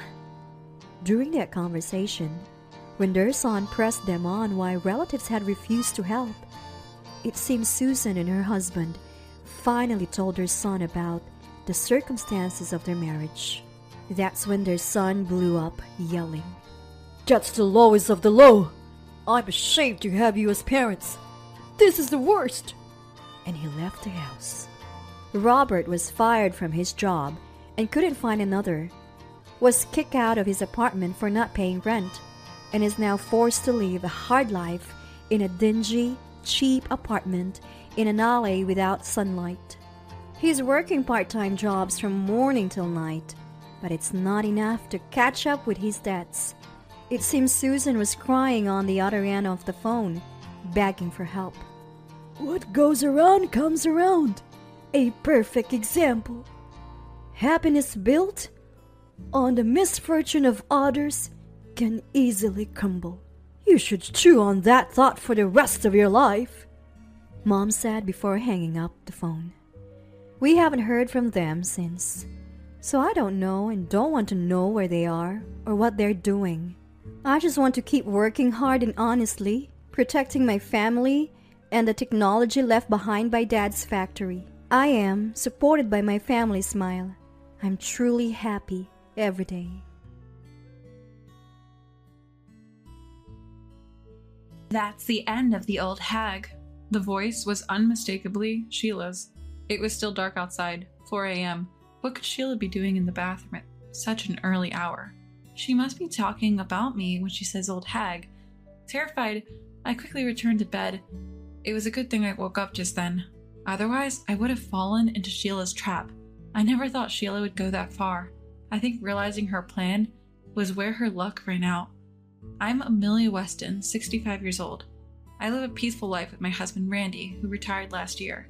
Technically, our 32-year-old son, Michael, also lives with us, but he seems busy with work and play. He's hardly ever home, just comes back to sleep. It's worrisome that he hasn't experienced doing household chores even in his 30s, so I've suggested he move out on his own a few times, but he refused, saying, "Why? I only sleep here. It's a waste to pay rent." Michael, always out having fun, you were so much more responsible at his age. I complained to Randy, who just chuckled. Well, having many friends is a good thing. I suppose, but with his pace, marriage seems far off for him. Randy agreed, and we both laughed. However, by the end of that year, Michael introduced us to a woman saying he wanted to marry her. If he's made up his mind, we wouldn't object. After meeting her, the two quickly got married. Sheila is 10 years younger than Michael, only 22. I was shocked by her age when Michael told us. At first, I thought she looked like a small animal. Short stature, big eyes, and quite adorable. More importantly, the love she showed while talking to Michael was evident. It seemed like she was the one pushing for the marriage. Michael is so lucky to be loved so much by Sheila. Our son being deeply loved by his partner is the best thing for a parent. I meant it in a good way, but Sheila glared at me. Amelia, stop making snide remarks. What? I've thought this for a while, but you are excessively caring towards Michael, overbearing even. Really? I never meant to be overbearing. Actually, when Michael was out and about, I just told him, don't bother others. Other than that, I left him be. I did ask for updates about dinner plans, but didn't interfere in his other activities, nor did I frequently contact him. Yet Sheila says I cared too much? He's your only son, and I get that he's precious to you, but once he's married to me, he became part of my family. I'm the one closest to him now. Well, that's comforting. I had heard from Michael beforehand that she was quite possessive, but I never imagined she would be jealous of me, his mother. I guess she really loves Michael. He might have married someone a bit peculiar, but she's a good person. I reassured myself, thinking, they're newlyweds, they'll settle down in time. Randy and I even laughed it off, thinking it was sweet. However, even after a year, then two, Sheila never let her guard down. At dinner, she always sat next to Michael, and she never left his side, not even for a second when they were out. It must be hard for Michael. I wonder what will happen when they have kids. Randy and I were genuinely concerned. 3 years after Michael and Sheila got married, Randy passed away. He went so suddenly, even in his 60s. It was incredibly lonely, but friends and neighbors often checked in on me. Thanks to them, I recovered faster than I expected. Concerned about me living alone in the big house, Michael started visiting more often. But it was only about 3 times a year. I don't think that's too often. But someone wasn't amused by this. Sheila. I get that you're lonely since Randy's gone, but don't drag us into it. I never once asked him to come. It's great when he visits, but I've never forced him. I told Sheila just that. What? Stop playing the victim, acting all lonely on purpose. Aren't you ashamed to be so dependent on your son at your age? Dependent? And don't you even think about moving in with us. You'll disrupt our newlywed life. I couldn't keep quiet after hearing this. When Sheila went to take a shower, I called Michael aside. Could you please talk to Sheila? It hurts to always be painted as the bad guy. The bad guy? You don't know? When I relayed everything Sheila told me, Michael was genuinely shocked. Did Sheila really do that? Yes, she did. I get tired too, and I don't want things to get awkward between you two. You both should head back to your home soon. Michael paused for a moment, then replied, All right, we'll leave in another 2 or 3 days. Considering Sheila's attitude towards me, I wish they would leave today, but I accepted and replied, Okay, I understand. That evening at dinner, Michael made a shocking suggestion. Mom, why don't you move closer to us? What? We had just talked about this. What was Michael thinking? Seeing me flustered, Michael began to explain. You're still active and strong now, but you're not getting any younger, Mom. I worry about you living alone. Michael. I felt Sheila's glaring eyes on me, but I chose to ignore them. Thank you. I appreciate the sentiment, but I can't leave this house. It holds memories of my time with Randy. Besides, I have plenty of people who can help if I need it. Michael seemed a bit unsatisfied with my response. I get where you're coming from, Mom. I'll think about it some more. You should too. Yes, thank you. Touched by Michael's unexpected concern, I drifted off to sleep that night. The next morning, I woke up and saw that it was only 4 a.m. It was still pitch dark outside. I got out of bed to use the restroom. Huh? While walking down the hallway, I heard a noise. What could it be at this hour? Curious and a bit cautious, I followed the sound. It was coming from the bathroom. Peeking gently into the bathroom, I saw a silhouette and the light of a mobile phone in the darkness.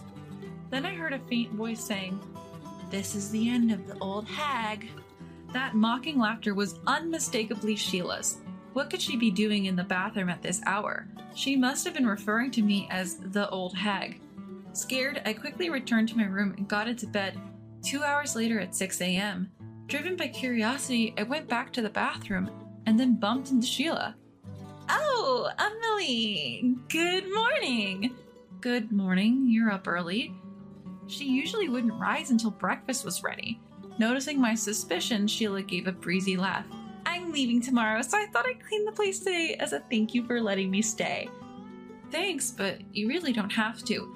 No, it's the least I can do. Oh, please don't go into the bathroom now, I'm cleaning it. Feeling the pressure from Sheila's assertiveness, I just nodded. For the entire day, I was kept away from the bathroom on Sheila's orders. After dinner, while tidying up, Sheila quietly approached. Emily, I'll take it from here. You can go take a shower. But why? She had never offered to help before, and now this? It puzzled me more than pleased. Just relax. How about soaking in the bathtub? I've prepared it for you, Sheila said with a broad grin. Michael even chimed in. Wow, Sheila's being so kind, and laughed. However, seeing that I hesitated, Sheila grabbed my hand and led me to the bathroom. Look, I prepared aromatic candles for you. Oh, how beautiful. Several aromatic candles adorned the dimmed bathroom. Their faint glow looked magical. Just hop in like this without turning on the lights. But the ambience reduces the relaxation from the aroma, she said and left wishing, Enjoy your bath. Am I overthinking? Is this just Sheila being nice? Lost in thought, my eye suddenly caught sight of the bathtub, and I couldn't believe what I was seeing. What is this? I instinctively turned on the bathroom light, and there it was, clear as day. The bathtub was filled with a black liquid. Bath salt? But I've never seen this color before. There's no way I'm getting into that bath, that color. Sheila's actions are concerning. Feeling uneasy, I quietly stepped out of the bathroom. Looking around, only Michael was in the living room. I discreetly approached Michael. Michael, where's Sheila? She went out. seemed in a good mood. This is my chance. Can you come with me for a sec? I took Michael back to the bathroom. Look at this. Whoa, that's a wild color, right? I don't really want to get in it, but you went through all this effort. It'd be bad just to take a shower, wouldn't it? Michael nodded. Yeah. Then I'll go first. Wait, what? It's probably just bath salt, but with this color, it's hard to get in. If I prove it doesn't stain the skin, you'll feel relieved, right, Mom? I gratefully accepted Michael's offer. When I went back to the kitchen alone, the dishes were still piled in the sink. I wonder where Sheila went. As I was rolling up my sleeves to wash the dishes, I heard a noise from the entrance. Sheila, who had just returned home, saw me and exclaimed, Emily, why aren't you in the bath? Well, Michael said he wanted to go first. As we spoke, a shout came from the bathroom. Sheila rushed into the bathroom with a panicked expression. I followed right behind her. Michael, are you okay? As Sheila flung open the bathroom door, Michael was there, rinsing him off with the shower. Sheila, what is this? It smells so bad. Oh, come on, just close the door. We'll talk when I'm out. After being scolded by Michael, Sheila closed the door with a downtrodden look. So, what was that all about? After finishing his shower, Michael confronted Sheila. Well, it's not exactly... It's not a bath salt, is it? That thing smelled terrible. I feel like the smell is still there. I'm sorry. So, what's with the black stuff? Sheila, with a pale face, didn't answer and looked down. Sheila! Upon hearing her name, Sheila shuddered. She hesitantly replied, It's squid ink. What? That black stuff, it's squid ink. Both Michael and I exchanged surprised looks. Sheila, why would you use squid ink? I thought it might be healthy, Sheila said, avoiding our eyes. Michael glared at Sheila. Then you try getting in now. I'd rather not. Sheila's words from this morning echo in my head. A suspicion suddenly arises within me. Could it be because I mentioned I'm allergic to squid? Sheila froze at my words. It seems I was right on the mark. Come to think of it, I told Sheila about my squid allergy in our casual chat the day before yesterday. Knowing my allergy, Sheila prepared a bathtub filled with squid ink. My head ached at the thought of such a bizarre idea. What's the deal with that? Is this some sort of cruel joke? It's not what you think. I just wanted to help Amelia relax. Sheila buried her face in her hands and began to cry. Is she thinking that crying will solve this? But I won't let it slide. So this was the old hag thing you were talking about? What are you talking about? Wait, Amelia. Sheila tried to stop me, her tears pausing, but I continued on. I heard what you said in the bathroom around 4 this morning. You were awake, Amelia? Sheila's eyes widened, her hand flying to her mouth. This is clear act of malice after all. But Michael always favors you. He's always worried about you. I was just so jealous. Sheila tried to deflect with a barrage of excuses. Basically, she was just jealous as always. Michael sighed heavily, rubbing his forehead. I was skeptical when I heard from Mom, but it seems her story was true. What? Sheila stared at us, her face pale. What did you tell Michael, Amelia? I was dumbfounded by her audacity. Blaming me after what she's done? How foolish can she be? I'm sure Michael felt the same, looking at Sheila with disbelief. That's enough. You've never been one to reflect on your actions. I'm done. Michael! I smile spread across Sheila's face, perhaps thinking she was forgiven. But in the next moment, Michael's words shattered that. Let's get a divorce. What? Sheila stood still, a frozen smile on her face. Wait, Michael, why? How did it come to this? This doesn't make any sense. It makes perfect sense. You tried to hurt Mom. Do you even understand what you've done? Sheila paused for a moment, but soon spoke up. But in the end, Amelia didn't go in. It was just an attempt, so I'm innocent. Michael shook his head at Sheila's protest. Do you really think it's that simple? It was only an attempt because Mom noticed, and I hate people who scheme behind the scenes. That's cruel. Sheila rushed over to Michael and clutched at his shirt, but he quickly pushed her away. So you're choosing Amelia over me? I wish she'd stop playing the victim. Seeing Michael not responding, clearly annoyed, I spoke up. I can't stand to watch this, Sheila.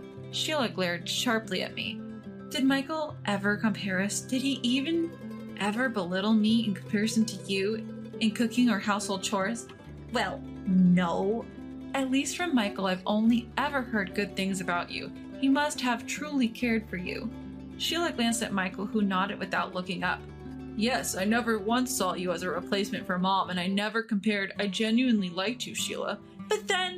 But it's over now. Trying to hurt Mom with lies, it's just malicious. It could have been disastrous, Michael said with finality. Sheila's face turned bright red as she trembled with anger. How could you both accuse me like this? It's unfair. It seemed like talking to her was pointless.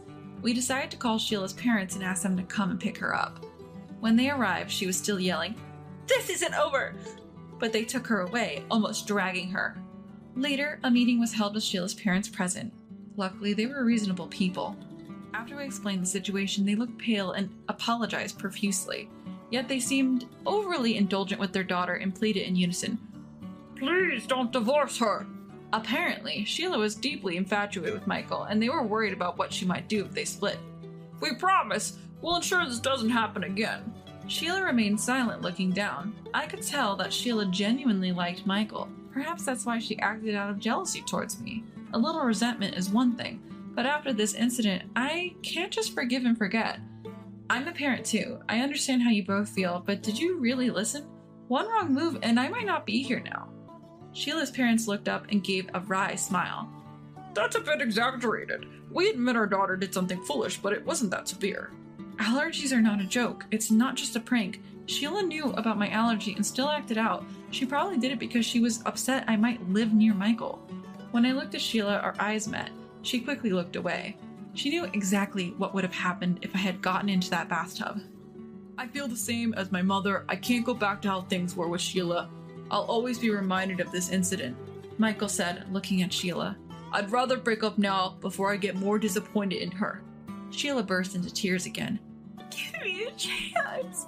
We might be able to work things out." "It's impossible. What if we have kids and you get jealous of them? The mere thought terrifies me." Michael apologized deeply to Sheila's parents. "Please, divorce." Sheila's parents seemed taken aback, but they probably realized reconciliation was impossible after seeing our firm stance.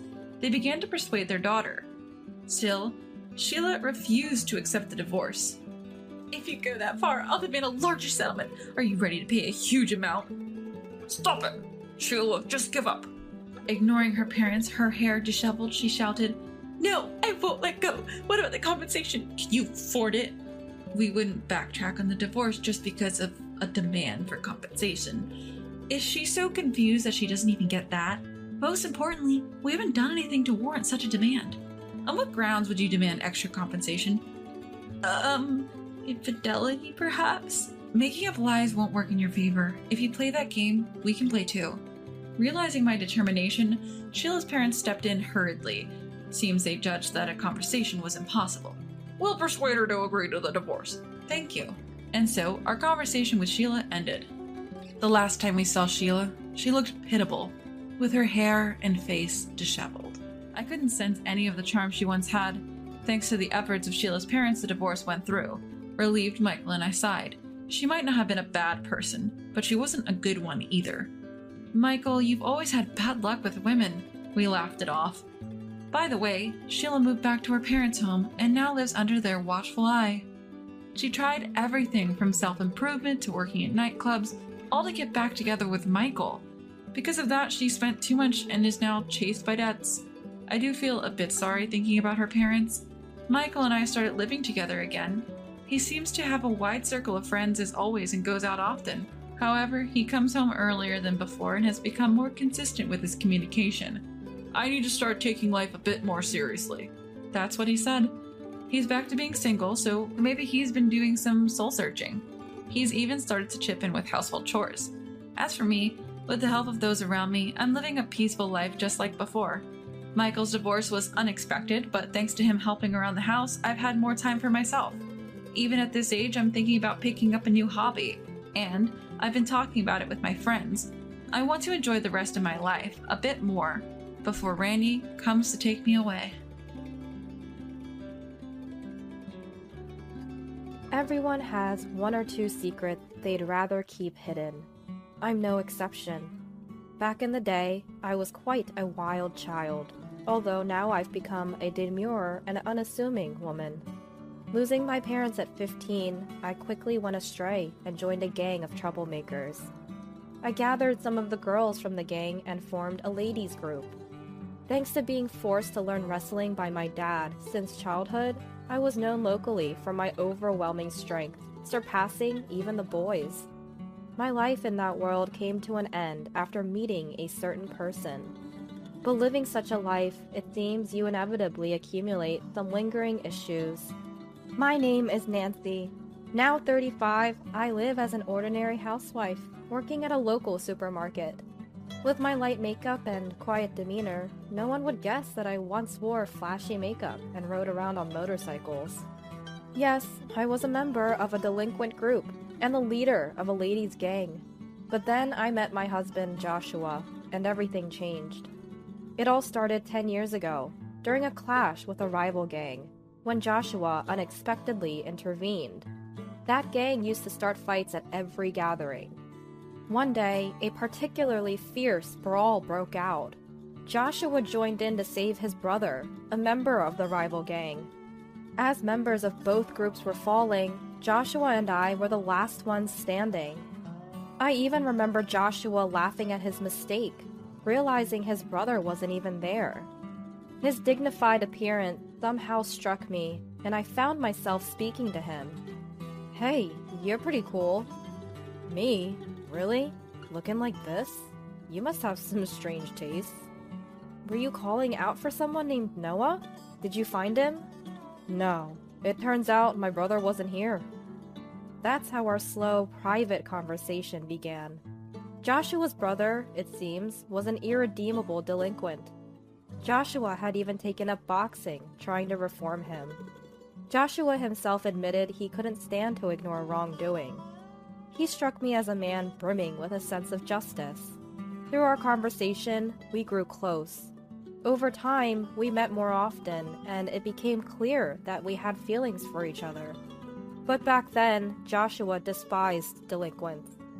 Despite our mutual attraction, my involvement in the delinquent world prevented our relationship from progressing. Finally, Joshua said that if I left the gang for good, he'd want to be with me. Tired of the senseless fights, I took the opportunity to leave the group. We started dating and got married 5 years later. The group I was part of got disbanded by a rival faction 2 years after I left. After marrying Joshua, I completely transformed into a calm and graceful woman. But recently, our peaceful life was threatened by a certain neighbor, Joshua's sister, Sonia, and her husband. One day, as I was about to see Joshua off to work, the doorbell rang. Who could that be? "I'll check." The next moment, Joshua looked surprised. "Sonia?" He mentioned his sister, whom I knew. I had met her once at a family dinner. "Hey Joshua, we've moved next door starting today. Please take care of us." "Hello, I'm Tony, Sonia's husband. Well, looking forward to your cooperation." "You are?" The two of them started off with a disrespectful attitude. But since one was Joshua's sister, I couldn't be too confrontational.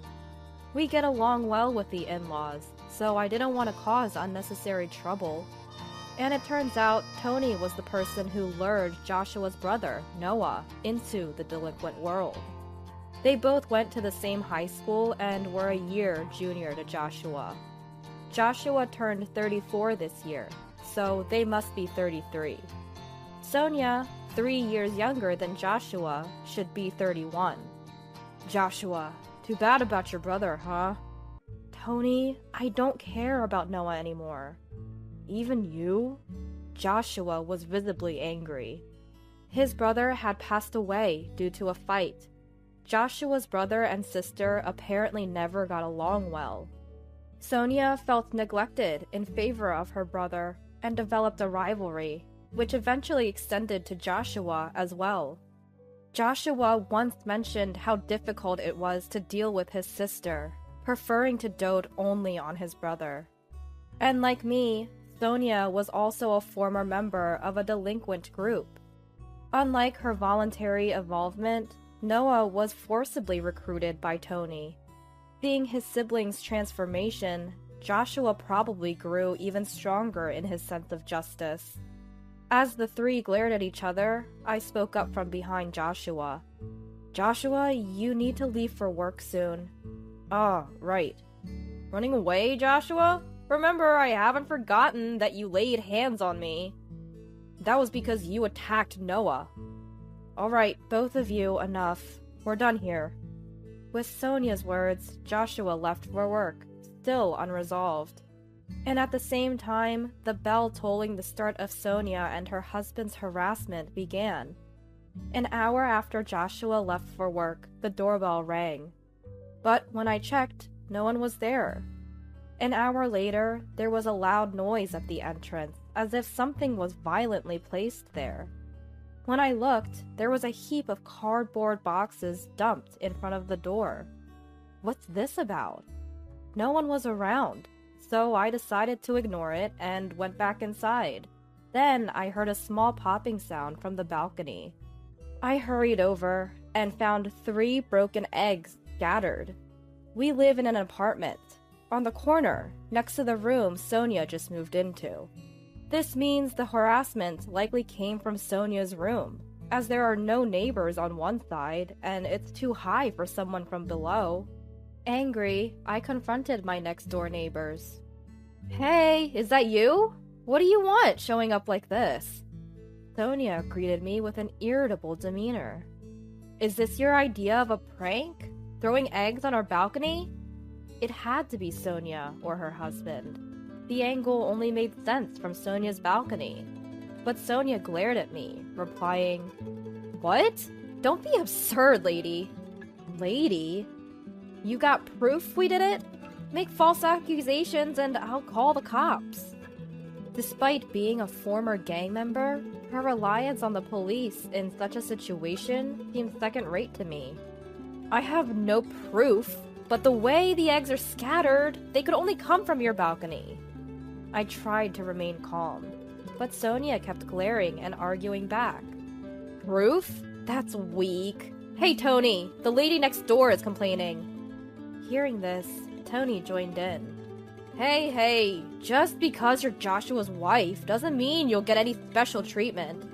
If Sonia was second-rate, Tony's words were no better. He might think he's intimidating, but to me, it's not frightening at all. I could feel my old self stirring, but I didn't want to revert to my past. So I played the role of a meek, unassuming woman and said quietly, "Please, don't raise your voice." Inwardly, I wanted to deliver a roundhouse kick right then and there, to snap that foolish neck. But having reformed after meeting Joshua, I didn't want to throw away all my efforts for something like this. Seeing my reaction, they both burst into laughter in front of me. "Aha! So, you're Joshua's wife? I thought you'd be something special, but you're just a dull woman. Weak." Tony was giving you too much credit. At the family dinner, you seemed like a real introvert. A kick alone won't suffice. I might need to dislocate a joint or two. Trying to control my rising anger, I was told, "Go on, leave," and the door was closed on me. I stood there, staring at the closed door. I pondered telling Joshua, but knew that even if he spoke to Sonia, they'd just feign ignorance. It would only result in more harassment and frustration for me. So I decided against it. The next day, and the day following, the harassment from Sonia and her husband continued. It always began after Joshua left for work. "Who dumped this garbage at our doorstep? It must be those two."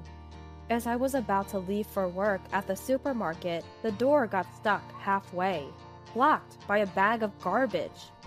I reluctantly took it to the disposal area and then headed to work. 5 hours later, I returned home to find, "This is unbelievable!"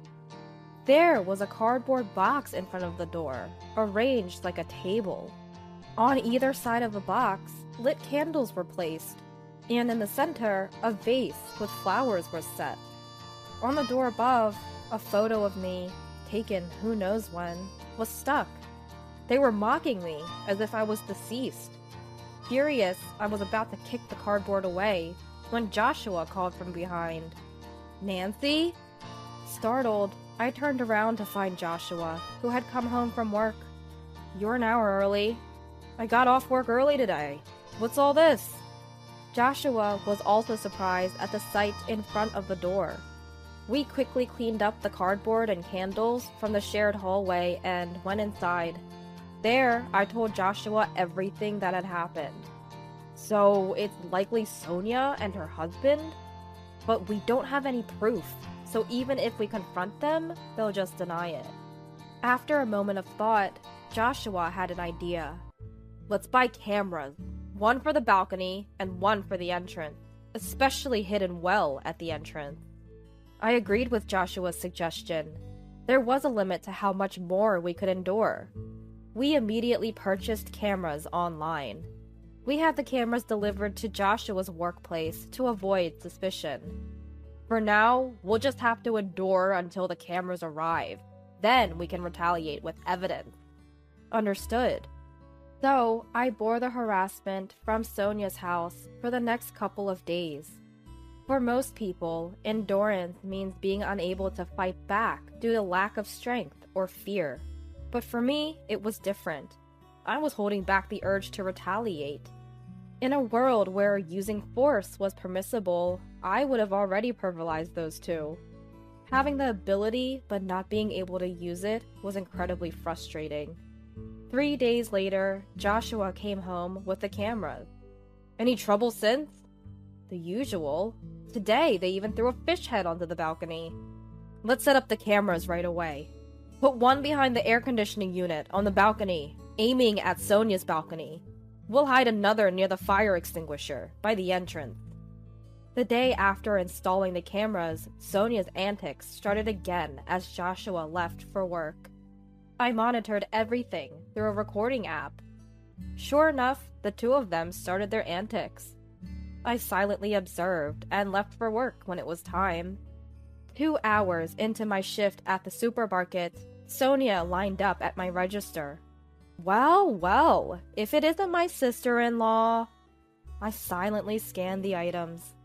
It was clear from Sonia's tone she knew it was me, her demeanor dripping with condescension.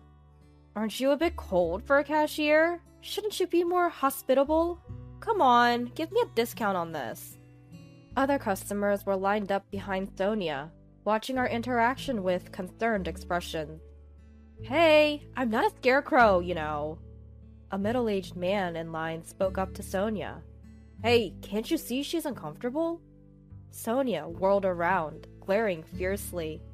"Shut up! It's none of your business." The man seemed completely deflated by Sonia, who suddenly yelled at him. The man shrank back and left the line. I then addressed Sonia for the first time.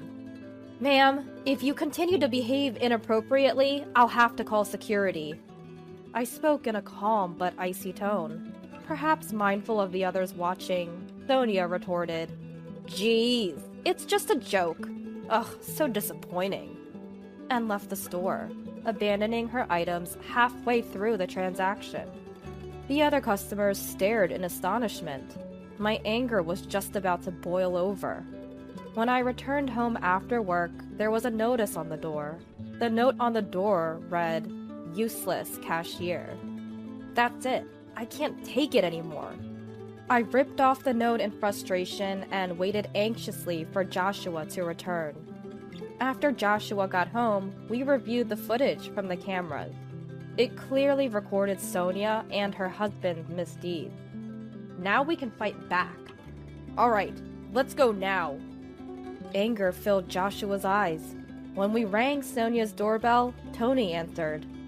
"You two again? What do you want this time?" Sonia appeared behind him. "What do you want, Joshua?" The two of them asked lazily. We finally began our counterattack. "You two!" As I started to speak, Joshua stopped me and stepped forward. "Nancy, let me handle this." Sonia and you, Tony. If you harass us any further, it won't end well for you. Joshua's voice was low and menacing. Tony retorted, What? You want to fight? Do you even have proof we did anything? Making baseless accusations like before.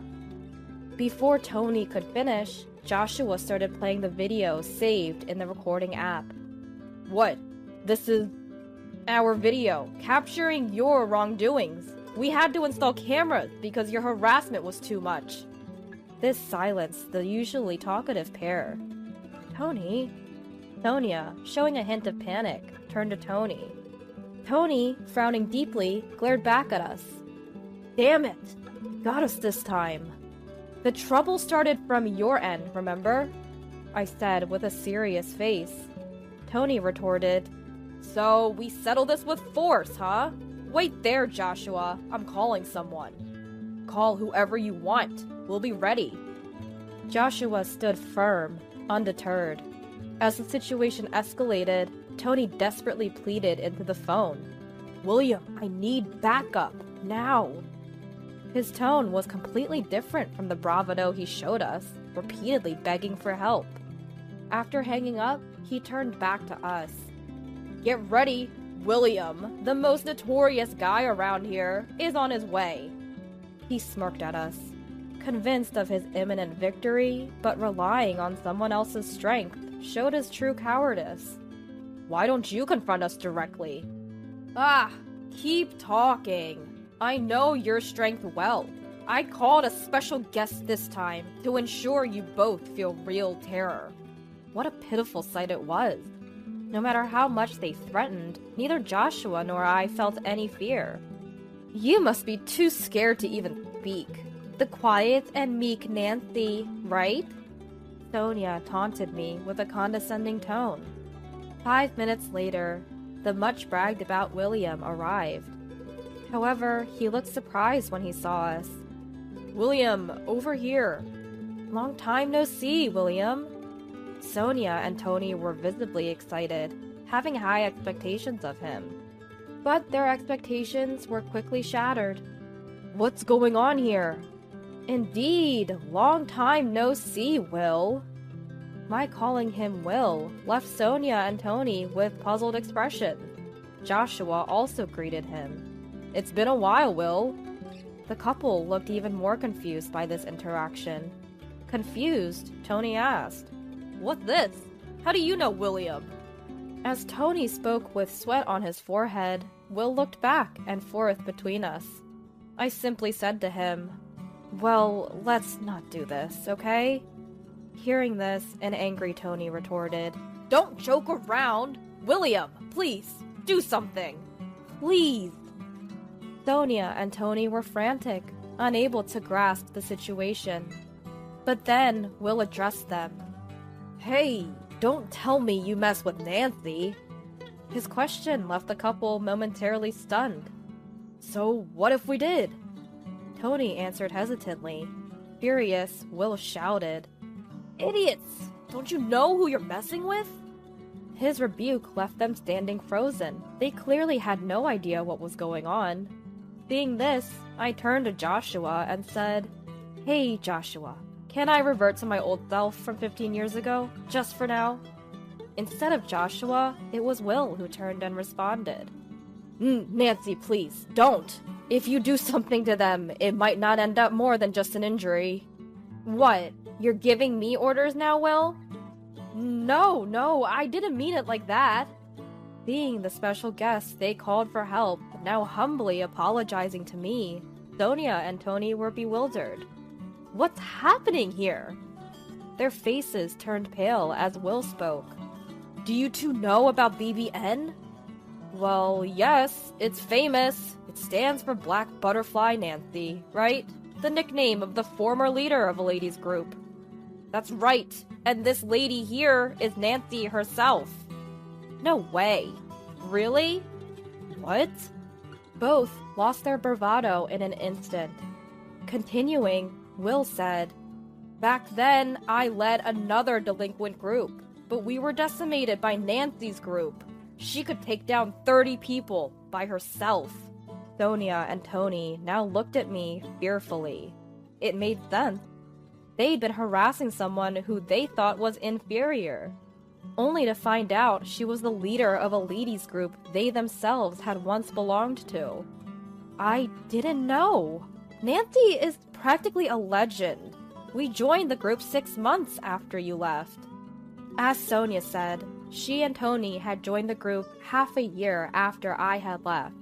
Will had been scouted by me and stayed in the group even after my departure, and looking after Sonia and Tony as their senior. He left the group just before it was decimated by a rival group. By that time, Tony had taken over as the leader and was the last leader before its downfall. Before you ruined it, it was an invincible group. You can't match Nancy. How could this? Tony was increasingly cornered and distressed by Will. Well, the group that took you down is now the strongest in New York State. But if Nancy was still active, she would still be the strongest. Hearing this, Sonia and Tony collapsed, their spirits broken.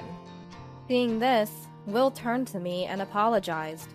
Please forgive them for my sake.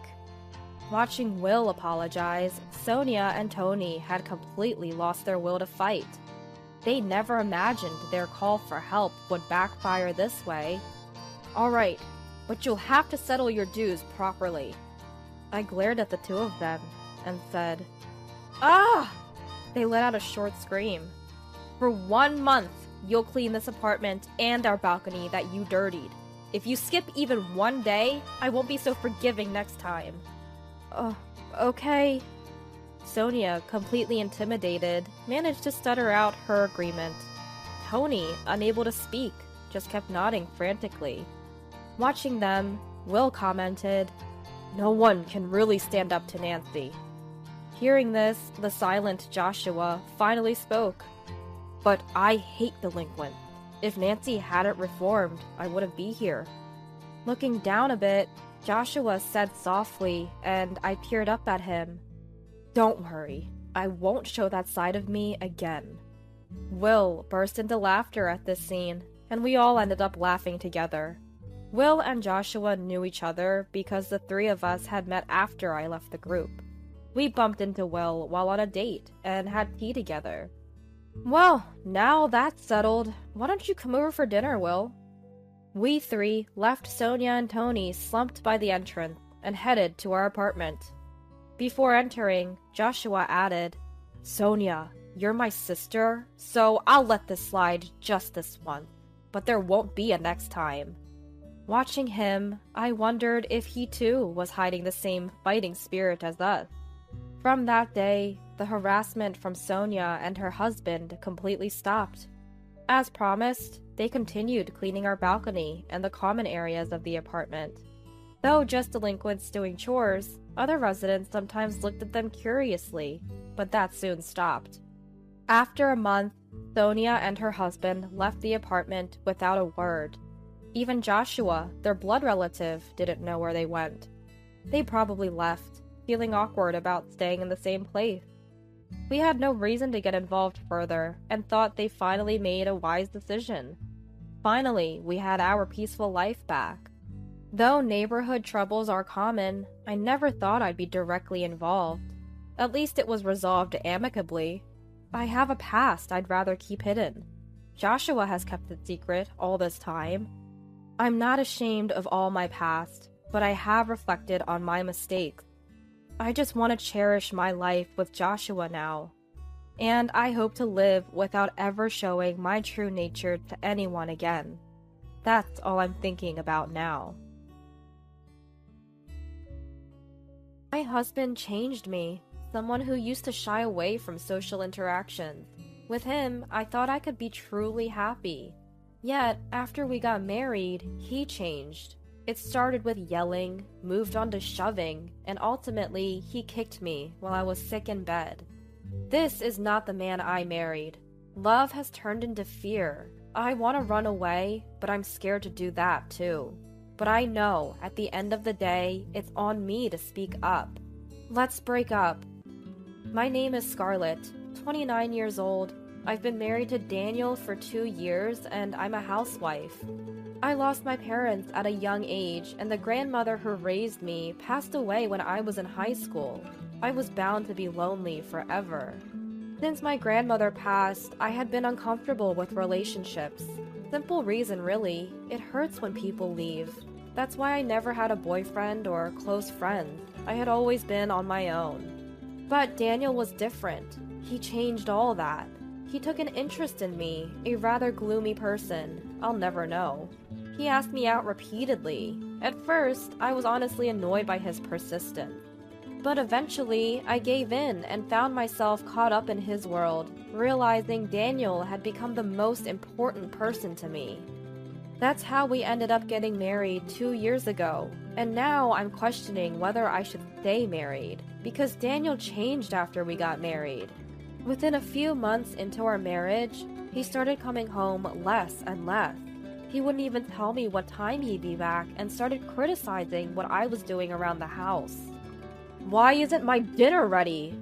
If I told him I thought he would be late, he'd just sigh and look at me with cold eyes.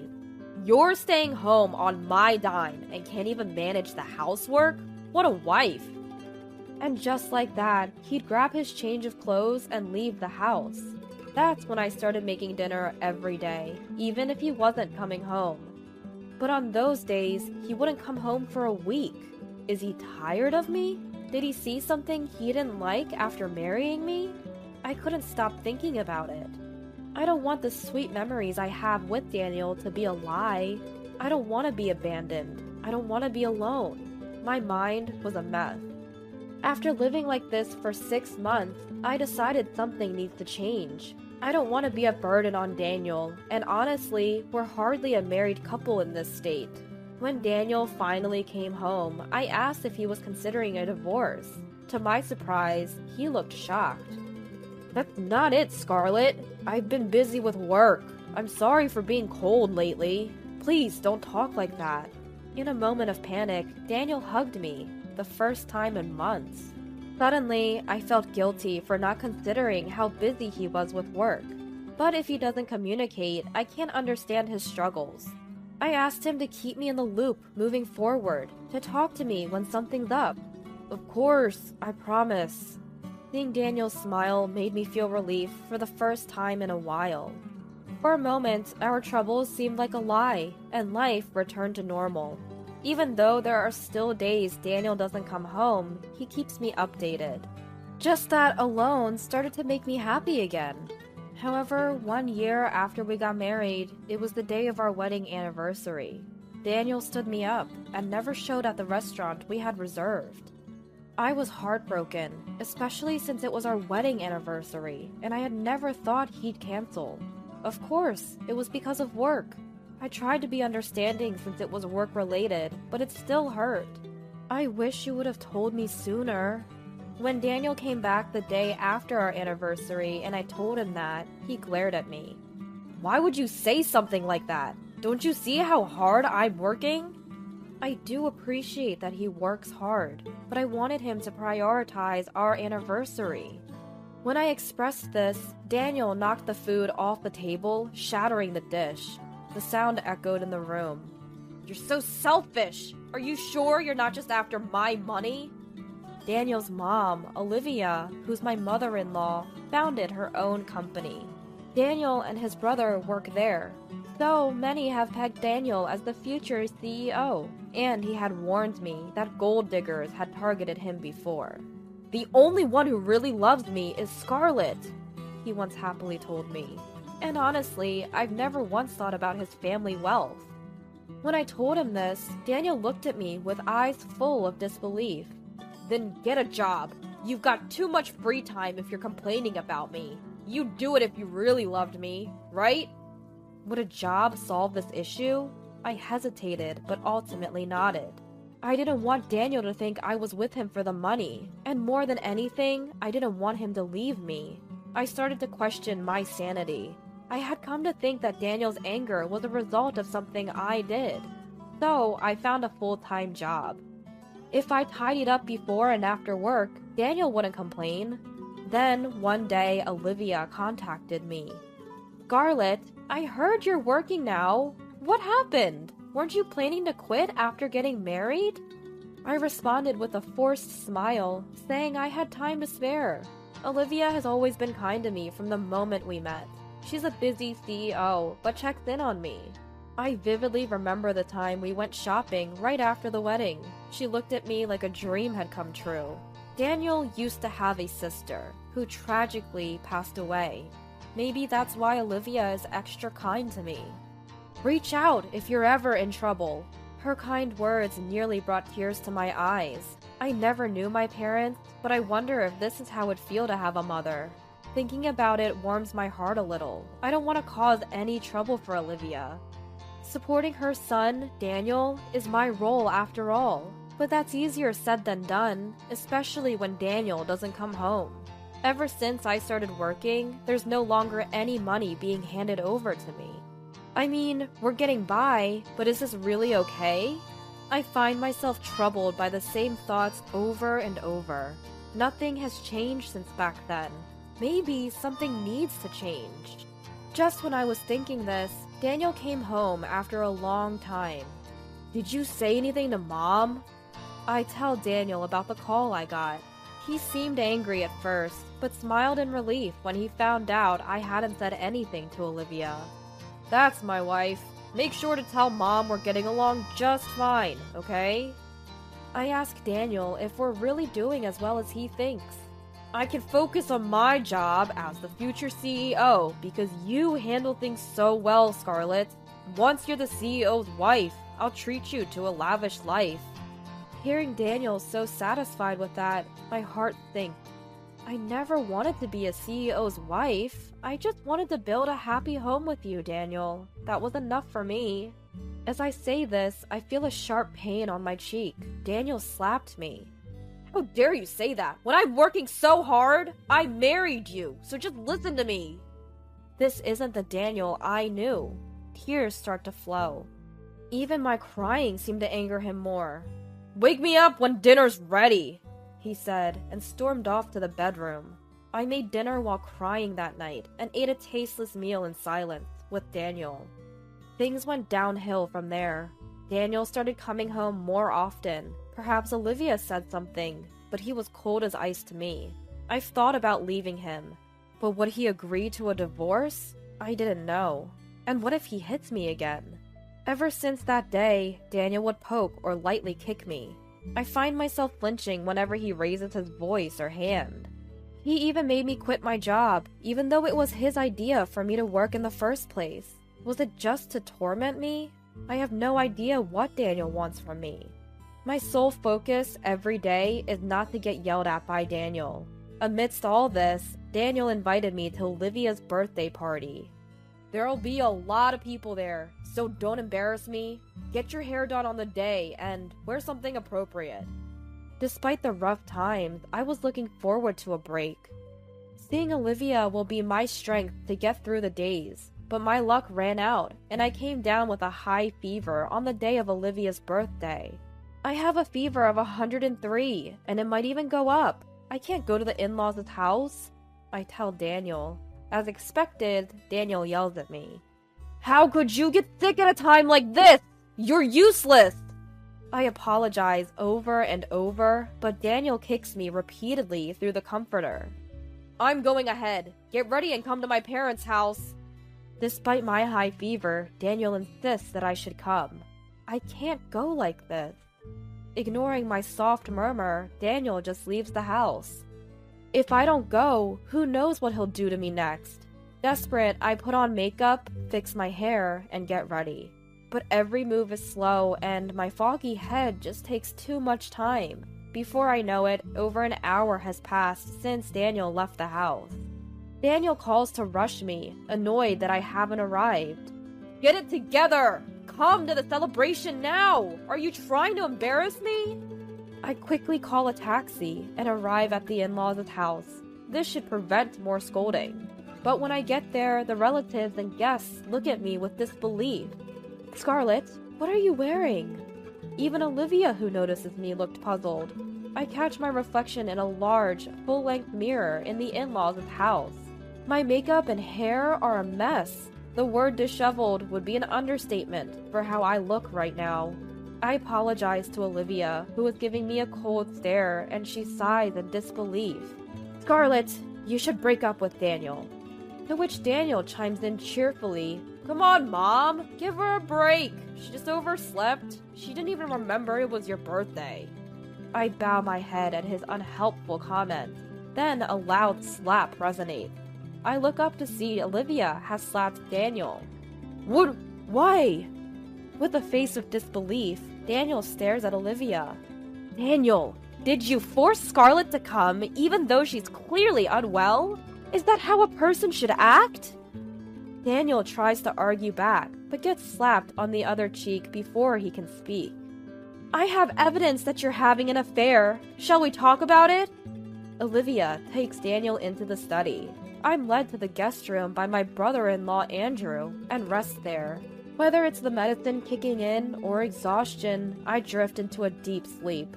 When I wake up, it's nighttime. Daniel sits in submission and Olivia looks exasperated in the living room. Olivia quickly fills me in on what happened. Apparently, Daniel had been dating someone even before we got married, and he had plans to marry her. Turns out, Daniel's ex had a kleptomania issue. She even stole from Olivia when she visited their home. Naturally, Olivia banned her from the house and made it clear that they wouldn't support Daniel if he married her. That's why Daniel chose me as his cover-up. He thought I looked like his late sister and that Olivia would like me. If Olivia approved of me, he figured he would also be in her good graces. Olivia didn't say more, but I think Daniel also saw my docile nature as easy to manipulate. Daniel planned to break up with you after he became the CEO. I've only met Scarlett a few times a year, but she seemed less lively each time. That's why I investigated my son and Scarlett. I'm really sorry about Daniel. With that, everything made sense. Daniel never loved me from the start. Surprisingly, I felt more relieved than sad, because I'd already been thinking I should leave. Love had turned into fear after all the shouting and physical abuse. Olivia, I'm leaving him. Olivia nodded. Daniel, you better pay the alimony properly in court. Sign these divorce papers and this pledge, she demanded. Quit my job? And $50,000 in alimony? Are you kidding? Daniel was in disbelief. As I was trying to wrap my head around the fact that I might lose my job, Daniel turned to me for help. I really loved you, Scarlett. I was just meeting my ex because she's relentless. I didn't know what she'd do if I didn't. Trust me. He pleaded through tears, but his tears weren't for me. I still have the bruise you gave me this morning. I could easily get a medical report and file charges. Sign the papers if you don't want to be sued, I warned him. Olivia, unaware of the physical abuse, burst into tears and started hitting Daniel. You're a terrible person! Don't ever come back home. We're done, she yelled. Afterward, brother-in-law Andrew stepped in. Daniel signed the papers, crying. If he regretted it so much, he shouldn't have done it in the first place, I thought. Maybe I also had a part in this for putting up with it for so long. Watching Daniel cry, I vowed never to neglect my feelings again. After the divorce, I focused on moving and job hunting. It was a hectic time. But Andrew helped with finding a new place, and Olivia even referred me to a job. I was being pampered, really. I managed to find a job in the same field as before, and recently got the offer. Of course, I was hired on merit after a proper interview, not because of connections. But ever since, Olivia has been a bit overprotective of me, which worries me a little. Starting a new job while adjusting to a new lifestyle is bound to be challenging for a while. Still, right now, I feel more satisfied and secure than anxious. About a year after my divorce, I happened to run into my ex-husband Daniel loitering near my workplace. I just wanted to talk. He looked awful. His clothes were dirty, and he lacked the energy he once had. Long story short, he'd been dumped by his girlfriend and wanted to get back together with me. I couldn't help but laugh. I then showed Daniel my hand. On my right ring finger was a new ring I just received. I've been dating your brother recently. Not sure about marriage yet, but I do know he's a much better person than you. Plus, he's next in line to be CEO. Daniel had always arrogantly assumed that he, as the eldest son, would take over the family business, but Olivia never considered the irresponsible Daniel as a successor. Being married to you was a struggle, but there's one thing I'm grateful for. Thank you for introducing me to your family. I'm cherished here now. With a smile, I conveyed this to him. Daniel collapsed on the spot. He fell to his knees, sobbing. That was the moment I felt truly glad to have left him. While I still can't contemplate marriage due to my history with Daniel, I've decided to once again trust those who supported me during my toughest time. From now on, I'll live being true to my feelings.